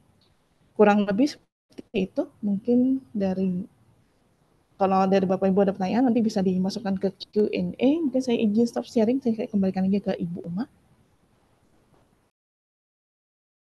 Iya, baik. Terima kasih untuk Ibu Linda Setiabudi atas pemaparan materinya. Itu merupakan produk demo Sunfish Workplace dari Data On Humanica Company untuk step-step onboarding employee atau orientasi karyawan seperti itu. Nah, bagi Bapak Ibu yang ingin mengetahui tentang Sunfish Workplace lebih jauh, lebih lengkap dan lebih detail, bisa menghubungi kami di marketing communication. Mungkin nanti akan saya catat juga nomor dari marketing communication, akan saya share di kolom chatnya, atau Bapak Ibu bisa mencatat sekarang nomor marketing communication kami di 0852 1858 4097 jika Bapak Ibu ingin mengetahui tentang Sunfish Workplace lebih jauh. Dan terima kasih kami ucapkan kepada Ibu Linda Setiabudi dan juga Pak Himawan Pramudita tadi yang sudah memaparkan materinya yang luar biasa. Dan sekarang saatnya kita masuk ke sesi tanya jawab. Oke, akan saya bacakan terlebih dahulu untuk pertanyaan-pertanyaan yang sudah masuk di kolom Q&A. Ini ada, wah sudah sangat banyak sekali antusiasnya dari Bapak Ibu, luar biasa. Kami ucapkan terima kasih. Yang pertama ini pertanyaan untuk Pak Himawan nih Pak. Dari Calvin Amanda Berliando dari Copert Tanaka Indo. Pak, misalnya kita sudah berikan offering letter kepada karyawan dan masuk tahap onboarding. Lalu pada saat mengetahui culture perusahaan, si karyawan nggak cocok dan nggak ingin lanjut. Apakah ada tips atau saran agar karyawan yang sudah diproses tetap lanjut? Terima kasih Pak. Silakan Pak Himawan dijawab terlebih dahulu. Oke, terima kasih pertanyaannya. Kalau sudah masuk tahap onboarding, berarti harusnya dia udah jadi karyawan ya. Tipsnya ya sampaikan aja. Kamu kalau kabur kena denda loh. Enggak, enggak. Makanya tadi saya sempat singgung bahwa mestinya kalau yang berkaitan dengan culture segala macam itu juga juga perlu disampaikan di awal dalam proses rekrutmennya, dalam proses di interview. Itu juga perlu kita mulai sounding. Ya kalau mau lebih serius juga boleh dibahas di situ sehingga ketika ketika lebih dalam membahas mengenai culture sudah lebih enak gitu. Pun demikian, teman-teman kita juga harus memastikan soft skill atau karakter atau attitude dari kandidat ya sebelum dia jadi karyawan kita ketika dalam proses rekrutmen seperti kalian gunakan psikotes ya untuk ngecek bahwa karakternya dia itu cocok nggak dengan culture yang ada di perusahaan. Nah, Pak kalau gitu terus kenapa di proses onboarding juga ada penyampaian culture lagi kalau dia sudah cocok dengan culture kita? Teman-teman walaupun karakternya mirip, karakternya sudah cocok, tapi ada beberapa hal biasanya kalau dalam ranah kita ngomongin corporate culture ya, ada do and dance yang memang mungkin setiap company akan beda-beda. Setiap company kebijakannya akan beda-beda. Sama-sama proaktif misalkan.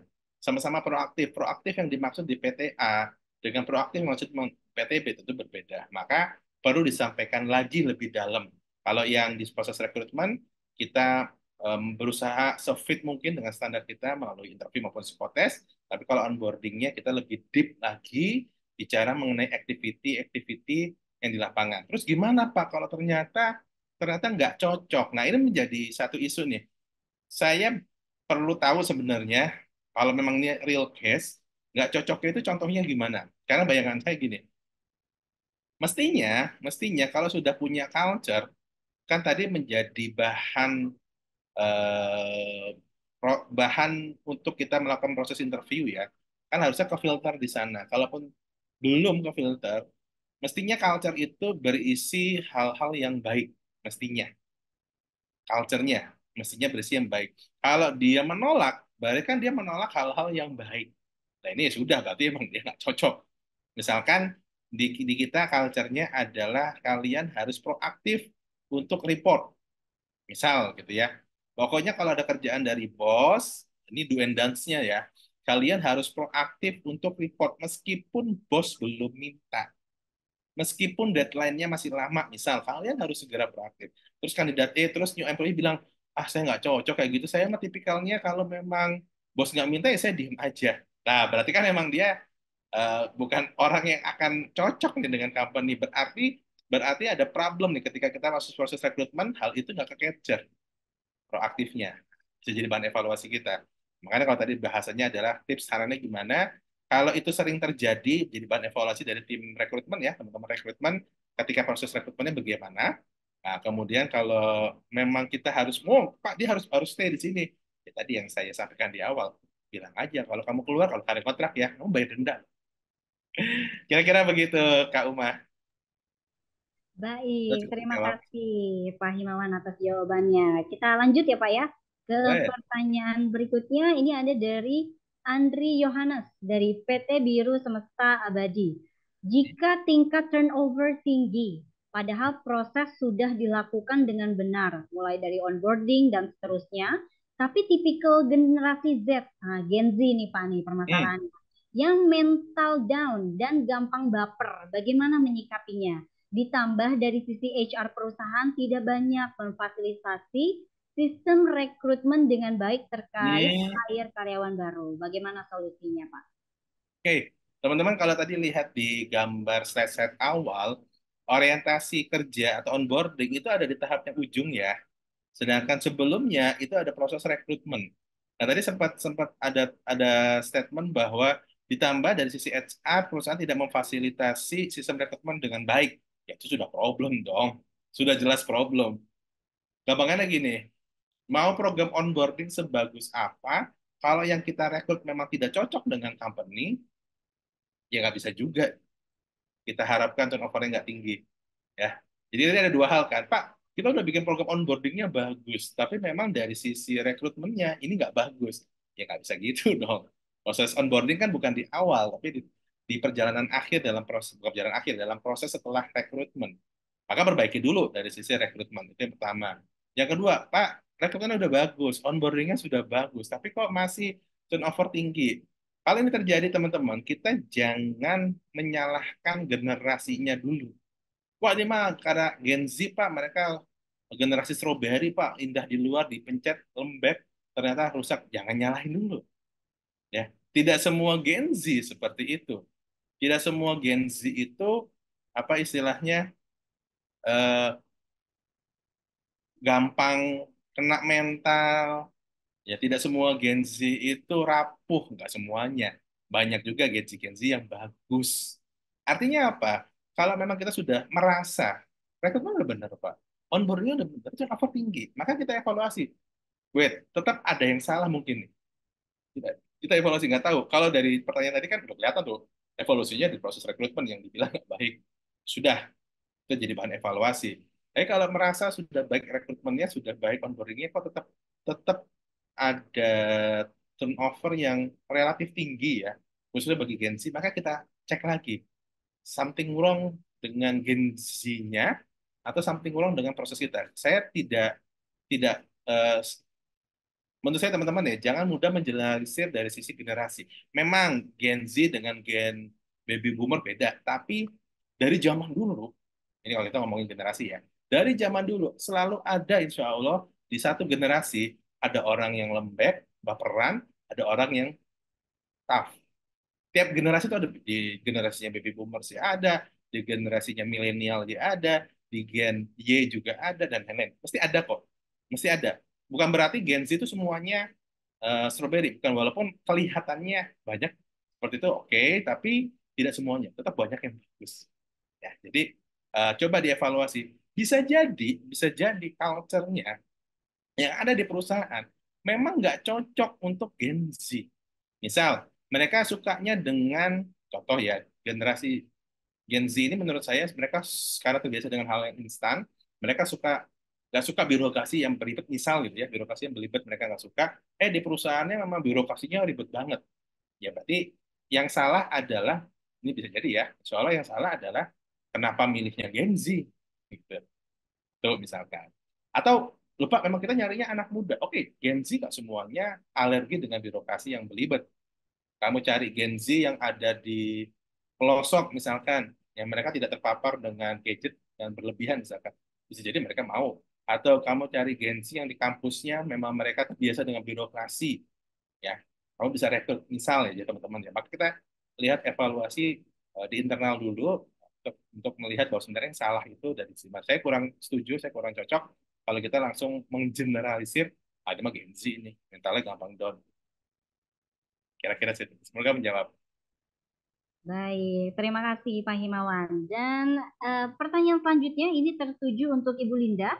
Ini ada pertanyaan tentang apa kemudahan yang didapat jika menggunakan Sunfish Workplace dalam proses onboarding. Nah, silakan Ibu Linda dijawab. Oke, kalau untuk segi kemudahan, yang pertama semua proses sangat tercatat kan. Yang kedua, Bapak Ibu juga lebih gampang memantau kira-kira si aplikan ini sudah sampai ke progresnya mana. Dan dari segi mereka sendiri pun, untuk si aplikan, kalau untuk segi online-nya, mereka pun bisa cek sejauh mana, dan kalau seandainya mereka di-decline pun, kalau nanti kan di-reject, mereka juga bisa lihat alasannya kenapa mereka di-reject.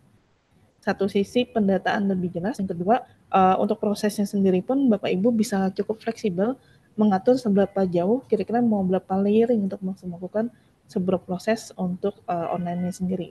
Kurang lebih seperti itu. Baik, terima kasih Bu Linda. Dan pertanyaan selanjutnya ini untuk kedua pembicara nih sepertinya.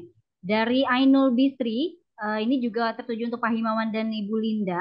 Bagaimana teknologi dapat digunakan untuk meningkatkan keterlibatan dan retensi karyawan? Dan apa dampak budaya perusahaan terhadap retensi karyawan? Juga bagaimana perusahaan dapat menciptakan budaya yang mendukung keterlibatan. Mungkin Pak Himawan dulu bisa bantu dijawab, Pak. Oke. Terima kasih pertanyaannya. Teknologi tentu akan sangat bisa membantu kita ya teman-teman ya. Kalau tadi yang disampaikan oleh Bu Linda berkaitan dengan yang ada di Data On, justru malah dengan adanya teknologi ini bisa sangat membantu kita, minimal minimal konsistensi kita dalam melaksanakan prosedur. Karena karena mestinya kalau di sistem itu dengan teknologi itu kita akan langsung ke record tuh aktiviti yang sudah dilakukan, apa yang belum apa. Nah, dengan teknologi ini akan memaksa kita untuk menjadi satu kebiasaan untuk ngikutin alur, nggak loncat-loncat.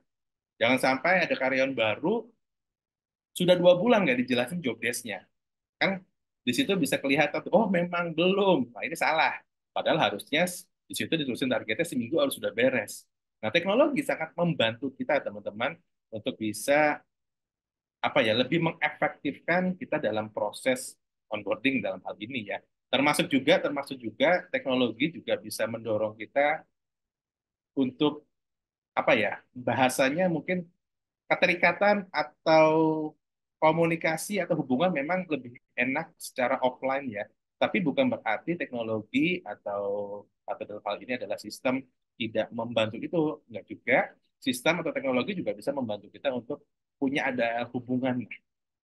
Khususnya teman-teman ya, saya kalau boleh sharing ya, justru dengan kehadiran teknologi ini akan mempermudah kita sebagai seorang HR untuk bisa lebih menjalankan program-program yang berkaitan dengan onboarding, yang berkaitan dengan employee engagement, bahkan juga bisa kita gunakan untuk yang berkaitan dengan retensi atau kebalikan dari retensi adalah turnover ya. Kita bisa melihat akan analisa-analisa yang salah tuh di mana. Karena udah ada data, sudah ada data, teman-teman bisa lakukan proses namanya people analytic, ya. Bisa melihat datanya, dianalisa, yang salah itu di titik yang mana. Jadi dari lihat data di titik mana yang salah, kita bisa lakukan analisa-analisa, dugaan-dugaan, mana yang menjadi penyebab kok retensinya jelek, turnovernya tinggi, atau engagement-nya rendah, dan lain-lain. Jadi teknologi justru malah insya Allah bisa membantu kita menjadi lebih efektif dan juga menjadi lebih efisien. Baik, terima kasih Pak Himawan untuk jawabannya. Nah, kalau dari sisi Ibu Linda sendiri bagaimana nih Bu terkait pertanyaan tadi? Oke, kalau dari segi sampisnya sendiri sebenarnya dari kita memang teknologi yang memang membantu. Yang kedua, kalau untuk segi pencatatan yang tadi balik lagi, setiap proses yang dilakukan akan semua tercatat. Baik nanti tadi yang disampaikan juga oleh Pak Himawan, kalau seandainya offline gimana? Offline pun nggak masalah. Uh, uh, kita bisa melakukan penginputan sesudah kita melakukan jadi nanti tergantung apakah masih belum terbiasa sesudah proses, nanti kalau sudah mulai terbiasa nanti seperti itu. Ya, baik Ibu Linda, terima kasih atas jawabannya. Dan pertanyaan selanjutnya, ini pertanyaan masih cukup banyak nih ya Pak Himawan dan Ibu Linda, siap-siap ya Pak dan Ibu ya. Kita jawab satu-satu ya. Nah, ini pertanyaan selanjutnya dari Reza Enrico Cesa, asal Semarang, dari PT CIIS, ditujukan ke Pak Himawan. Pak Him mau tanya, lebih baik offering letter terlebih dahulu atau onboarding terlebih dahulu? Soalnya saya pernah kejadian sudah sampai ke penawaran kerja dan offering letter, dan karyawan sudah tanda tangan kontrak. Kemudian tahu budaya kerja atau pekerjaan dia, besoknya dia minta untuk mengundurkan diri. Alasannya karena budaya kerja tidak cocok. Nah, padahal udah ada offering letternya nih Pak. Gimana nih Pak? Silakan. Oke, saya dulu juga mengalami di satu organisasi, kita lakukan bagian dari onboarding itu di awal. Bahkan sebelum dia menjadi karyawan. Pertimbangannya gini, ini mungkin case-nya agak sedikit berbeda dengan pertanyaan, tapi pertimbangannya gini. Maksud saya dalam kondisi-kondisi tertentu teman-teman bisa berimprovisasi ya seperti yang dilakukan ini. Kan umumnya onboarding itu kan pasca dia sudah jadi karyawan ya, sudah new employee. Ini ada satu organisasi yang memang ada sebagian onboardingnya dilakukan malah sebelum dia menjadi karyawan. Jadi waktu itu ceritanya adalah gini, company ini eh, punya punya kebutuhan bahwa karyawan barunya pertama harus paham mengenai safety. Jadi waktu itu adalah salah satu concern pentingnya perusahaan adalah karyawan harus ngerti dengan K3 di level basic lah minimal. Jadi jangan sampai kita sudah merekrut karyawan, misalkan ya di organisasi itu, kita sudah merekrut karyawan, ternyata karyawannya nggak tahu safety, sehingga buat buat perusahaan ini berbahaya karena berpotensi dia terjadi kecelakaan kerja, misal gitu ya. Maka maka dibuatkan sesi tanda kutip onboarding, pra onboarding lah kalau boleh bilang, itu di awal sebelum dia jadi karyawan. Itu menjadi bagian proses rekrutmen, jadi tes pertama.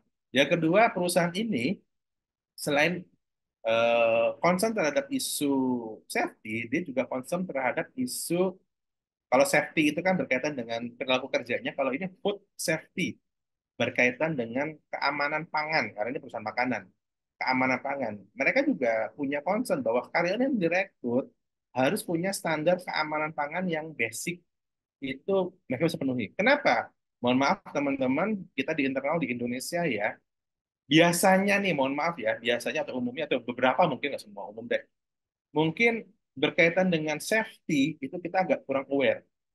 Coba seberapa banyak di jalanan yang naik motor nggak pakai helm? Oke. Terus itu yang pertama. Yang kedua, ngomong food safety tadi, berapa banyak? Jadi kita juga nggak, kadang nggak aware dengan food safety. Pesan seblak mintanya level 20, level 50. Padahal kan secara keamanan pangan itu bahaya untuk perut. Ya, artinya kebiasaan atau basic knowledge atau basic eh, concern terkait dengan safety dan food safety, mohon maaf, di Indonesia banyak yang belum aware. Sehingga perusahaan ini merasa bahwa, oh saya nggak mau nanti ketika ngerekrut karyawan saya, itu ternyata nggak aware dengan safety, nggak aware dengan food safety. Maka prosesnya, pemahaman terkait itu dilakukan di awal dalam proses rekrutmen. Bahkan di organisasi itu dilakukan sebelum interview dengan HR dan sebelum interview dengan user. Jadi proses di awal, kalau teman-teman kalau ikut ujian BUMN, ikut ujian CPNS kan ada ujian tuh, ada tes akademik ya, tes akademik. Nah kalau ini juga mirip-mirip seperti itu, tapi di awal dikasih materi dulu. Jadi dilakukan sharing training berkaitan dengan food safety, berkaitan dengan safety. Setelah itu di sesi akhirnya kandidat harus ngisi pertanyaan, ngisi jawaban dari pertanyaan yang diberikan, dan nanti ada nilai minimumnya. Kalau lulus, nilainya misalkan minimum 7. Kalau nilainya di atas 7, dia lulus, maka ikut proses rekrutmen selanjutnya. Itu boleh. Jadi dalam hal-hal tertentu, teman-teman, dalam kondisi-kondisi tertentu, bisa jadi materi yang umumnya disampaikan di proses onboarding, bisa kita sampaikan di proses yang lebih awal lagi, kalau memang ada concern dari perusahaan. Contoh, kalau Trace ini kan culture, gitu ya, culture pekerjaannya. Kalau memang kita merasa bahwa ini culture-nya perusahaannya unik nih, nggak semua orang Indonesia mau misalkan gitu ya, disampaikan di awal. Tapi dengan alasan tadi kan, perusahaan ini, organisasi ini concern banget sama safety dan food safety. Yang mohon maaf, fakta di lapangan orang Indonesia banyak yang nggak aware dengan itu, atau ada yang nggak aware dengan itu. Soalnya kan gitu ya. Maka karena merasa penting, ditaruhnya di awal. Jadi memang baik lagi, ini butuh kreativitas teman-teman. Ilmu SR, ilmu manajemen itu bukan bukan hitam putih, yang hitam putih hanya aturan undang-undang. Kita bisa menerapkan sekreatif kita yang tentu sesuai dengan kebutuhan dari bisnis. Kira-kira seperti ini. Baik. Nah, lanjut nih Pak. Pertanyaan selanjutnya dari Runi, dari Hasnur Group. Mau bertanya, tadi sempat disinggung, proses onboarding jadi salah satu cara buat punya bestie di tempat kerja. Gimana kalau di perusahaan proses rekrutmennya nggak banyak? Misalnya hanya satu orang yang masuk dalam 1 bulan. Sarannya apakah tetap dilakukan onboarding walau hanya satu orang atau perlu di hold proses onboardingnya hingga ada karyawan baru selanjutnya? Silakan Pak Himawan. Oke, rekrutmennya nggak banyak nih, sebulan cuma satu, bulan depan satu orang lagi, bulan depan yang keluar 5, habis tuh karyawannya ya. Oke. Kalau memang sedikit teman-teman, maka teman-teman bisa buatkan namanya onboarding buddy. Jadi ada ditunjuk siapa, boleh HR, boleh rekan kerjanya yang memang diberi peran sebagai buddy itu pendamping ya. Ya harapannya ini menjadi bestinya. Tentu yang kita pilihkan orang-orang yang memang ya orangnya helpful gitu ya, nggak jutek. Boleh di departemennya, boleh juga HR. Ya HR juga boleh aja megang beberapa karyawan. Apalagi kalau cuma satu-satu kan gampang aja. Kan onboarding misalkan prosesnya 2 minggu, 3 minggu, 2 mingguan, 3 minggu, bahkan 1 bulan. HR cuma nempel ke satu orang karena rekrutmennya sebulan satu, ya nggak apa-apa. Atau ya timnya. Jadi bikinkan namanya onboarding buddy, sehingga si buddy ini bisa menjadi tanda kutip ya bestie awalnya lah, bestie awalnya. Sehingga jadi pendamping kan, sehingga dia nggak merasa sendiri, teman curhat, teman ngobrol. dan lain-lain. Dulu kami pernah menerapkan ini teman-teman. Jadi ketika saya ngerekrut karyawan baru, eh, setelah 3 bulan, saya panggilin tuh, baik yang baru sebulan, baru 2 bulan, atau baru 3 bulan, panggil ke ruang HRD, mereka kaget, wah udah apa ini sama HRD. Padahal di dalamnya kita ngobrol dan nanya, nyaman nggak, happy nggak, ada masalah apa. Ketika kita gali ngobrol-ngobrol sampai ada yang nangis cerita atasannya bagaimana, ada juga yang happy cerita atasannya bagaimana. Nah kan momen itu jadi enak, ya. Jadi ngobrol bareng. Mereka joinnya beda-beda bulan, tapi ketika diajak ngobrol bareng, mereka merasa sepenanggungan, senasib, gitu ya. Lalu sama karyawan baru punya atasan yang bervariasi, ya jadi temannya kita sebagai buddy mereka, sebagai bestie mereka, juga mereka ya sama-sama anak baru beda bulan, juga bisa menjadi bestie. Itu juga bisa dilakukan. Jadi minimal HR-nya atau teman di departemen ini bisa menjadi onboarding buddy, ya. Dan juga setelah beberapa bulan kita bisa buatkan event, ngobrol bareng, mereka saling curhat. Tapi kita saling menguatkan di sana kalau memang dia merasa berat, ya kita saling kuatkan dan lain-lain. Ketika ada masukan-masukan yang bagus, yang ternyata atasannya tidak melakukan, misalkan kita sudah bilang bahwa atasan itu harus melakukan activity A, B, C. Ternyata dari anak barunya cerita, oh enggak, saya nggak pernah dilakukan A, saya nggak pernah dilakukan B, saya nggak pernah dilakukan C. Nah, kita bisa ngasih tanda kutip treatment juga atau pendekatan kepada atasannya. Kenapa kok nggak dilakukan? Kira-kira seperti itu. Baik. Dan pertanyaan selanjutnya ditujukan untuk Ibu Linda nih, Bu. Kalau dari segi Sunfirst Workplace itu sendiri, apakah ada penilaian khusus setelah onboarding ini selesai? Ini pertanyaannya dari Robert. Silakan Ibu Linda. Oke, kalau dari segi Sunfisher sendiri, kalau seandainya kita mau memberikan penilaian, nanti kita bisa memberikan penilaian performance sih. Jadi itu nanti tergantung dari kondisinya. Apakah nanti dari kita ingin memberikan penilaian saat memberikan training, atau nanti kita ingin memberikan penilaian setelah proses anggapannya berapa lama dari sekarang ini sudah dilakukan pekerjaannya. Ya nanti tergantung apakah saat kita memberikan training onboarding, jadi kita lebih ke arah menilai mereka saat melakukan training, apakah nanti pre atau pra trainingnya, ataupun sesudah mereka mulai melakukan pekerjaannya, yang nanti tinggal kita adjust apakah nanti dia perlu di adjusting kembali atau enggak sesuai dengan perkataan tadi dari Pak Himawan di awal. Ada namanya penentuan career path-nya, apakah nanti sekarang ini kalau seandainya ternyata kurang cocok, kita mau mengarahkan kemana. Baik, dan ini pertanyaan relate juga nih Bu Linda, tertuju untuk Bu Linda juga. Di sini ada pertanyaan dari Safira.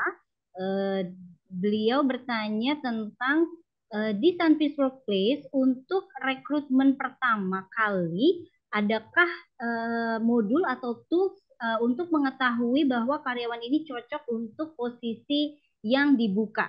Nah, gimana nih Bu Linda? Silakan.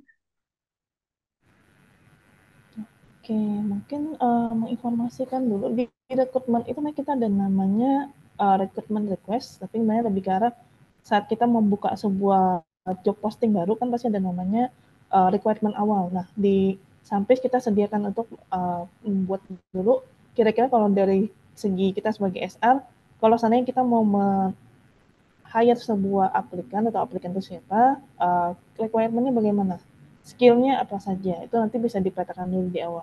Nah, nanti kalau sudah kita tahu dari kondisi itu, tergantung nanti dikembalikan lagi Bapak Ibu, kalau menggunakan online, nanti kan saat mereka mau apply posisi, mereka harus isi dulu resume-nya mereka, data-datanya mereka. Kalau seandainya datanya sudah terisi, nanti dari sana mereka sendiri pun bisa lihat saat mereka mau apply, berapa persen kecocokan dari mereka yang tadi ada saya view-nya juga. Dari segi kita sebagai SR pun saat kita mau anggapnya mau hire mereka, kita juga bisa lihat saat kita berdiskusi atau nanti dari data yang sudah mereka berikan, kita bisa view perbandingannya apakah requirement yang kita sediakan dengan apa yang mereka inputkan ada kecocokan berapa persen atau enggak. Mungkin lebih ke arah kita seleksi dulu. Tapi nanti kalau seandainya sudah ingin lebih jauh, seandainya pun anggapannya requirement itu kurang lebih nggak terlalu masuk dalam, kita bisa kondisikan aja apakah nanti mau kita belikan quiz lagi. Dari sampai juga kita menyediakan fungsi untuk online testnya juga, tapi nanti kembalikan lagi apakah nanti dari Bapak Ibu ingin memapping mereka seberapa jauh, apakah hanya sebatas dari rekrutmen awal, perlu dilakukan testing dulu. Kalau seandainya testing udah masuk, masih perlu nggak kita melakukan proses seleksi yang lainnya. Nanti tergantung dari pihak Bapak Ibu juga. Gitu. Baik, terima kasih Bu Linda. Dan pertanyaan selanjutnya tertuju ke Pak Himawan lagi ya. Masih semangat pagi ya Pak Himawan ya? Semangat pagi. Baik, lanjut dari Aisyah dari Sekolah Mutiara Bunda. Pertanyaan untuk Pak Himawan. Apakah disediakannya onboarding buddy tadi Pak bisa membantu karyawan baru khususnya Gen Z untuk lebih cepat adaptasi dan mengenal culture perusahaan? Dan berapa lama efektifnya onboarding buddy untuk mendampingi karyawan baru? Dan apa kriteria yang bisa dijadikan untuk memilih seorang onboarding buddy? Silakan Pak dijawab. Oke, terima kasih pertanyaannya. Mungkin kita perlu agak lebar dikit ya ketika bicara onboarding buddy. Kita juga perlu juga bicara dengan sebutan mentor ya. Kita perlu kombinasikan tuh onboarding buddy dengan mentor juga. Rasanya kalau bicaranya ke Gen Z berarti kan konotasinya berarti anak muda nih.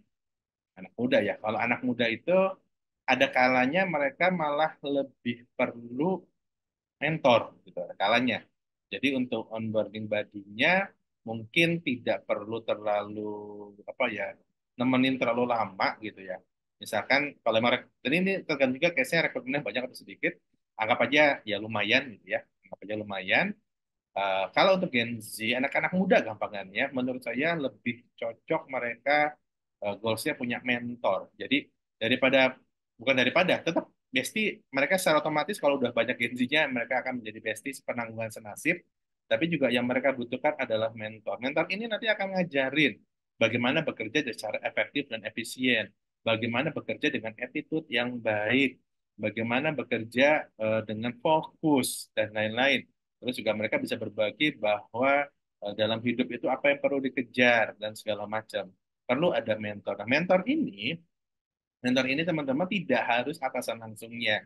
Kalau bisa atasan langsungnya very good. Kalau memang atasan langsungnya juga memenuhi ya. Tapi kalaupun tidak, bisa juga di atasan yang lebih tinggi lagi. Kadang-kadang mereka happy banget nih kalau misalkan mentornya itu adalah langsung misal direkturnya atau CEO-nya, tapi bukan berarti setiap hari didampingin ya. Mungkin bisa kombinasi juga atasannya iya, tapi beberapa minggu sekali atau bahkan mungkin sebulan sekali itu ada sharing misalkan dari GM-nya atau dari direkturnya, dari CEO-nya berkaitan dengan bagaimana survive di dalam dunia kerja ya. Kita bisa sharing karena memang mohon maaf teman-teman yang Gen Z ini karena semuanya bukan semuanya, seringkali mengalami proses itu instan, khususnya berkaitan dengan sosial media ya. Kadang-kadang terdistract dengan atau tidak kuat dengan bukan terdistract, kadang-kadang tidak kuat dengan yang namanya proses. Nah, padahal dalam dunia kerja ada kalanya sesuatu itu memang harus dijalani prosesnya. Ada kalanya memang bisa langsung jump to conclusion ke atas belakang segala macam langsung cepat bisa juga set. Tapi ada kalanya juga yang memang harus menjalani prosesnya. Nah ini hal-hal seperti ini seringkali uh, menjadi satu insight ya teman-teman Gen Z perlu paham. Maka belum tentu apa tadi onboarding body yang diperlukan bisa jadi kalau Gen Z bicaranya Gen Z tadi sebutnya ya. Jadi yang diperlukan adalah mentor. Kira-kira seperti itu. Baik, terima kasih Pak Himawan. Pertanyaan dari Aisyah tadi merupakan pertanyaan terakhir dari sesi question and answer kita sore hari ini. Kami ucapkan terima kasih kepada Pak Himawan yang sudah siap siaga menjawab pertanyaan-pertanyaan dari Bapak Ibu sekalian, rekan-rekan yang sudah bergabung di webinar ini. Dan juga kami ucapkan terima kasih kepada Ibu Linda juga yang sudah siap untuk menjawab pertanyaan-pertanyaan dari Bapak Ibu sekalian. Dan setelah ini kita masih ada Kahoot Quiz yang pastinya ditunggu-tunggu oleh para peserta webinar kita. Sambil saya siapkan Bapak Ibu sekalian. Dan sambil Bapak Ibu juga mungkin bisa login terlebih dahulu untuk Kahoot Quiz-nya. Saya izin share dulu dan persiapan untuk Kahoot-nya. Namun kembali kami ingatkan kepada Bapak Ibu untuk mendapatkan materi webinar dan juga e-certificate. Kami mohon kepada Bapak Ibu untuk memenuhi syarat yang sudah ditentukan, yaitu yang pertama harus follow social media dari Data On, Yang kedua, screen capture acara kita pada hari ini, baik di handphone maupun di laptop Bapak Ibu sekalian, lalu diposting ke sosial media.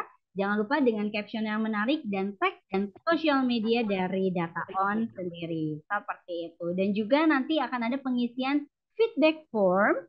Ini wajib untuk diisi oleh Bapak Ibu semua yang bergabung di webinar hari ini, karena ini sebagai syarat untuk daftar absensi keikutsertaan webinar Data Talk by DataOn. Baik, saya izin untuk share screen sebentar untuk Kahoot-nya.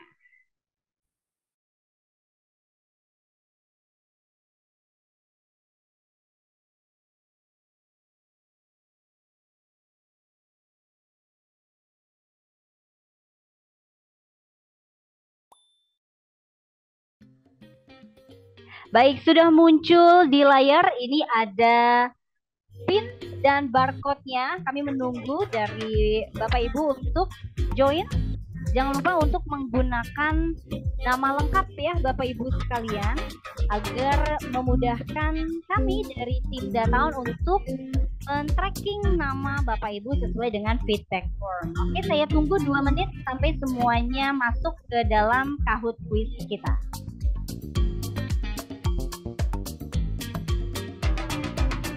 Baik, sambil menunggu yang lain masuk, kami informasikan kembali untuk link feedback formnya nanti akan kami berikan di sesi akhir webinar ini setelah Kahoot quiz. Jadi jangan kemana-mana Bapak Ibu sekalian, dan tetap stay tune di webinar ini karena setelah ini juga akan kami share link dan juga barcode dari feedback formnya.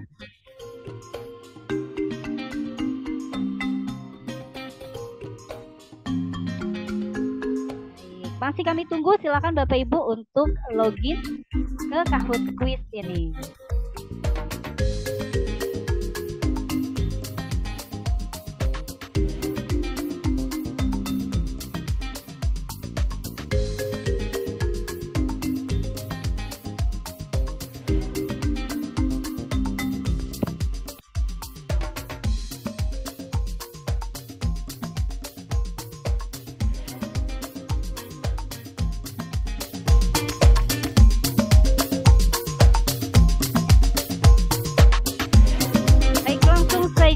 Kita mulai ya Bapak Ibu sekalian. Ini sudah banyak yang join.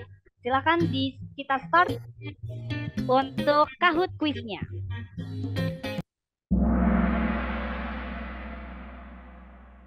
Yes, ini dia untuk webinar Data Talk by DataOn 30 April. Siap-siap. Pertanyaan pertama, apa yang dimaksud dengan onboarding karyawan? Proses memecat karyawan, proses merekrut karyawan, proses mengintegrasikan karyawan baru ke dalam perusahaan, atau proses melakukan promosi karyawan. Ayo silakan Bapak Ibu cepat-cepatan.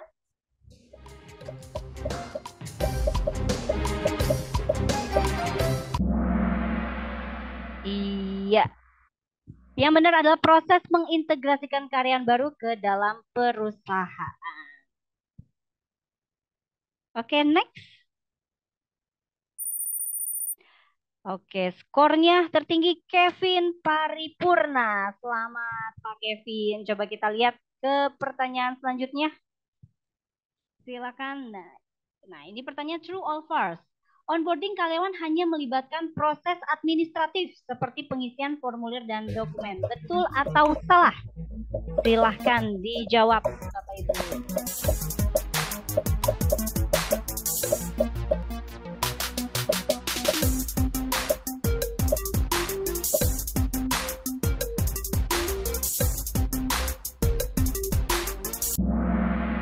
Ya, jawabannya adalah salah ya. Coba kita lihat skor tertinggi siapa sementara? Ria Amelia. Selamat Ibu Ria, semoga terus memimpin ya.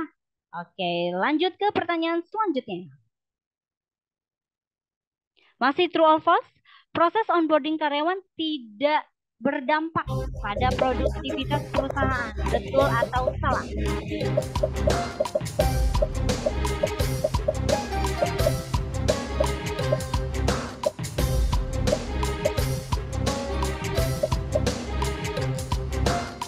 Tiga, 2, 1. Ayo cepat-cepatan. Bapak Ibu?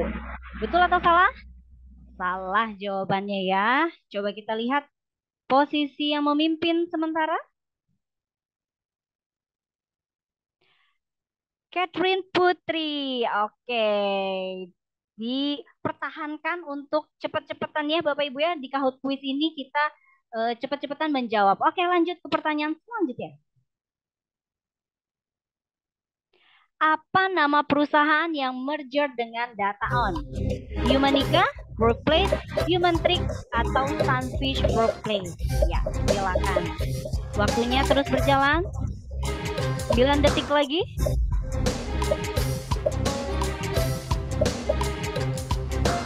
Ya, kira-kira apa jawabannya yang betul?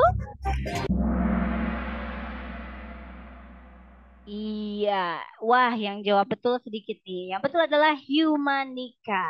Coba kita lihat perolehan sementara. Siapakah yang memimpin di pertanyaan tadi? Oh, Catherine Putri masih memimpin. Baik, silakan ke pertanyaan selanjutnya. Siap-siap Bapak Ibu ya. True or false? Produk yang ditawarkan DataOn adalah Sunfish Workplace.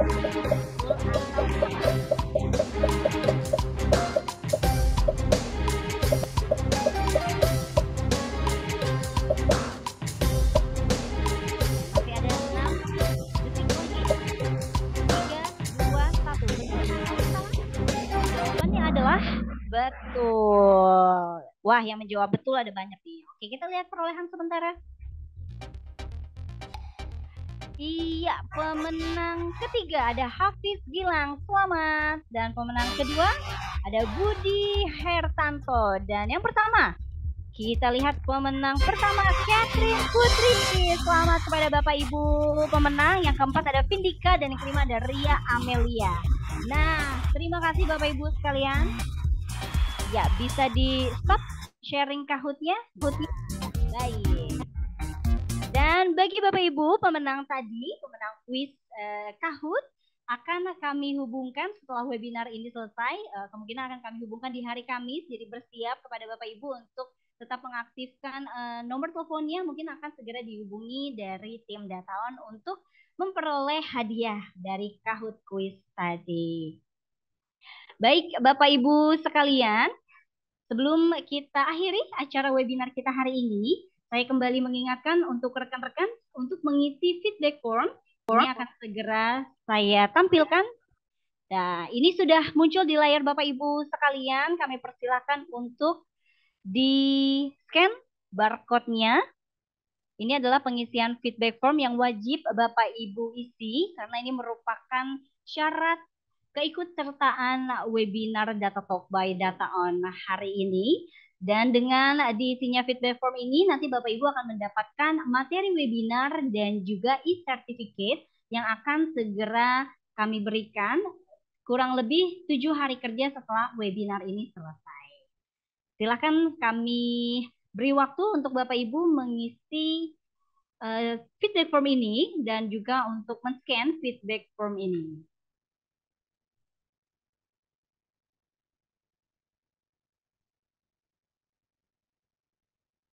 Iya, baik Bapak Ibu, terima kasih.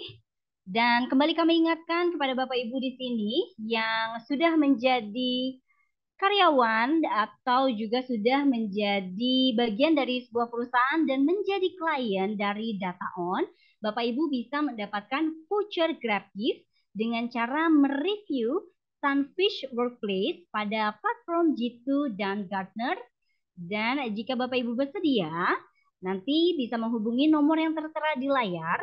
Lalu setelah itu akan dipandu oleh rekan kami untuk mengisi review G2 dan Gartner-nya. Dan untuk nomor teleponnya beserta link feedback formnya tadi juga akan saya berikan di kolom chat setelah sesi ini selesai.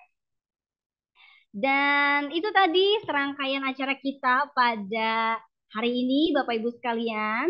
Terima kasih atas partisipasinya rekan-rekan semuanya yang sudah meluangkan waktunya untuk mengikuti webinar hari ini.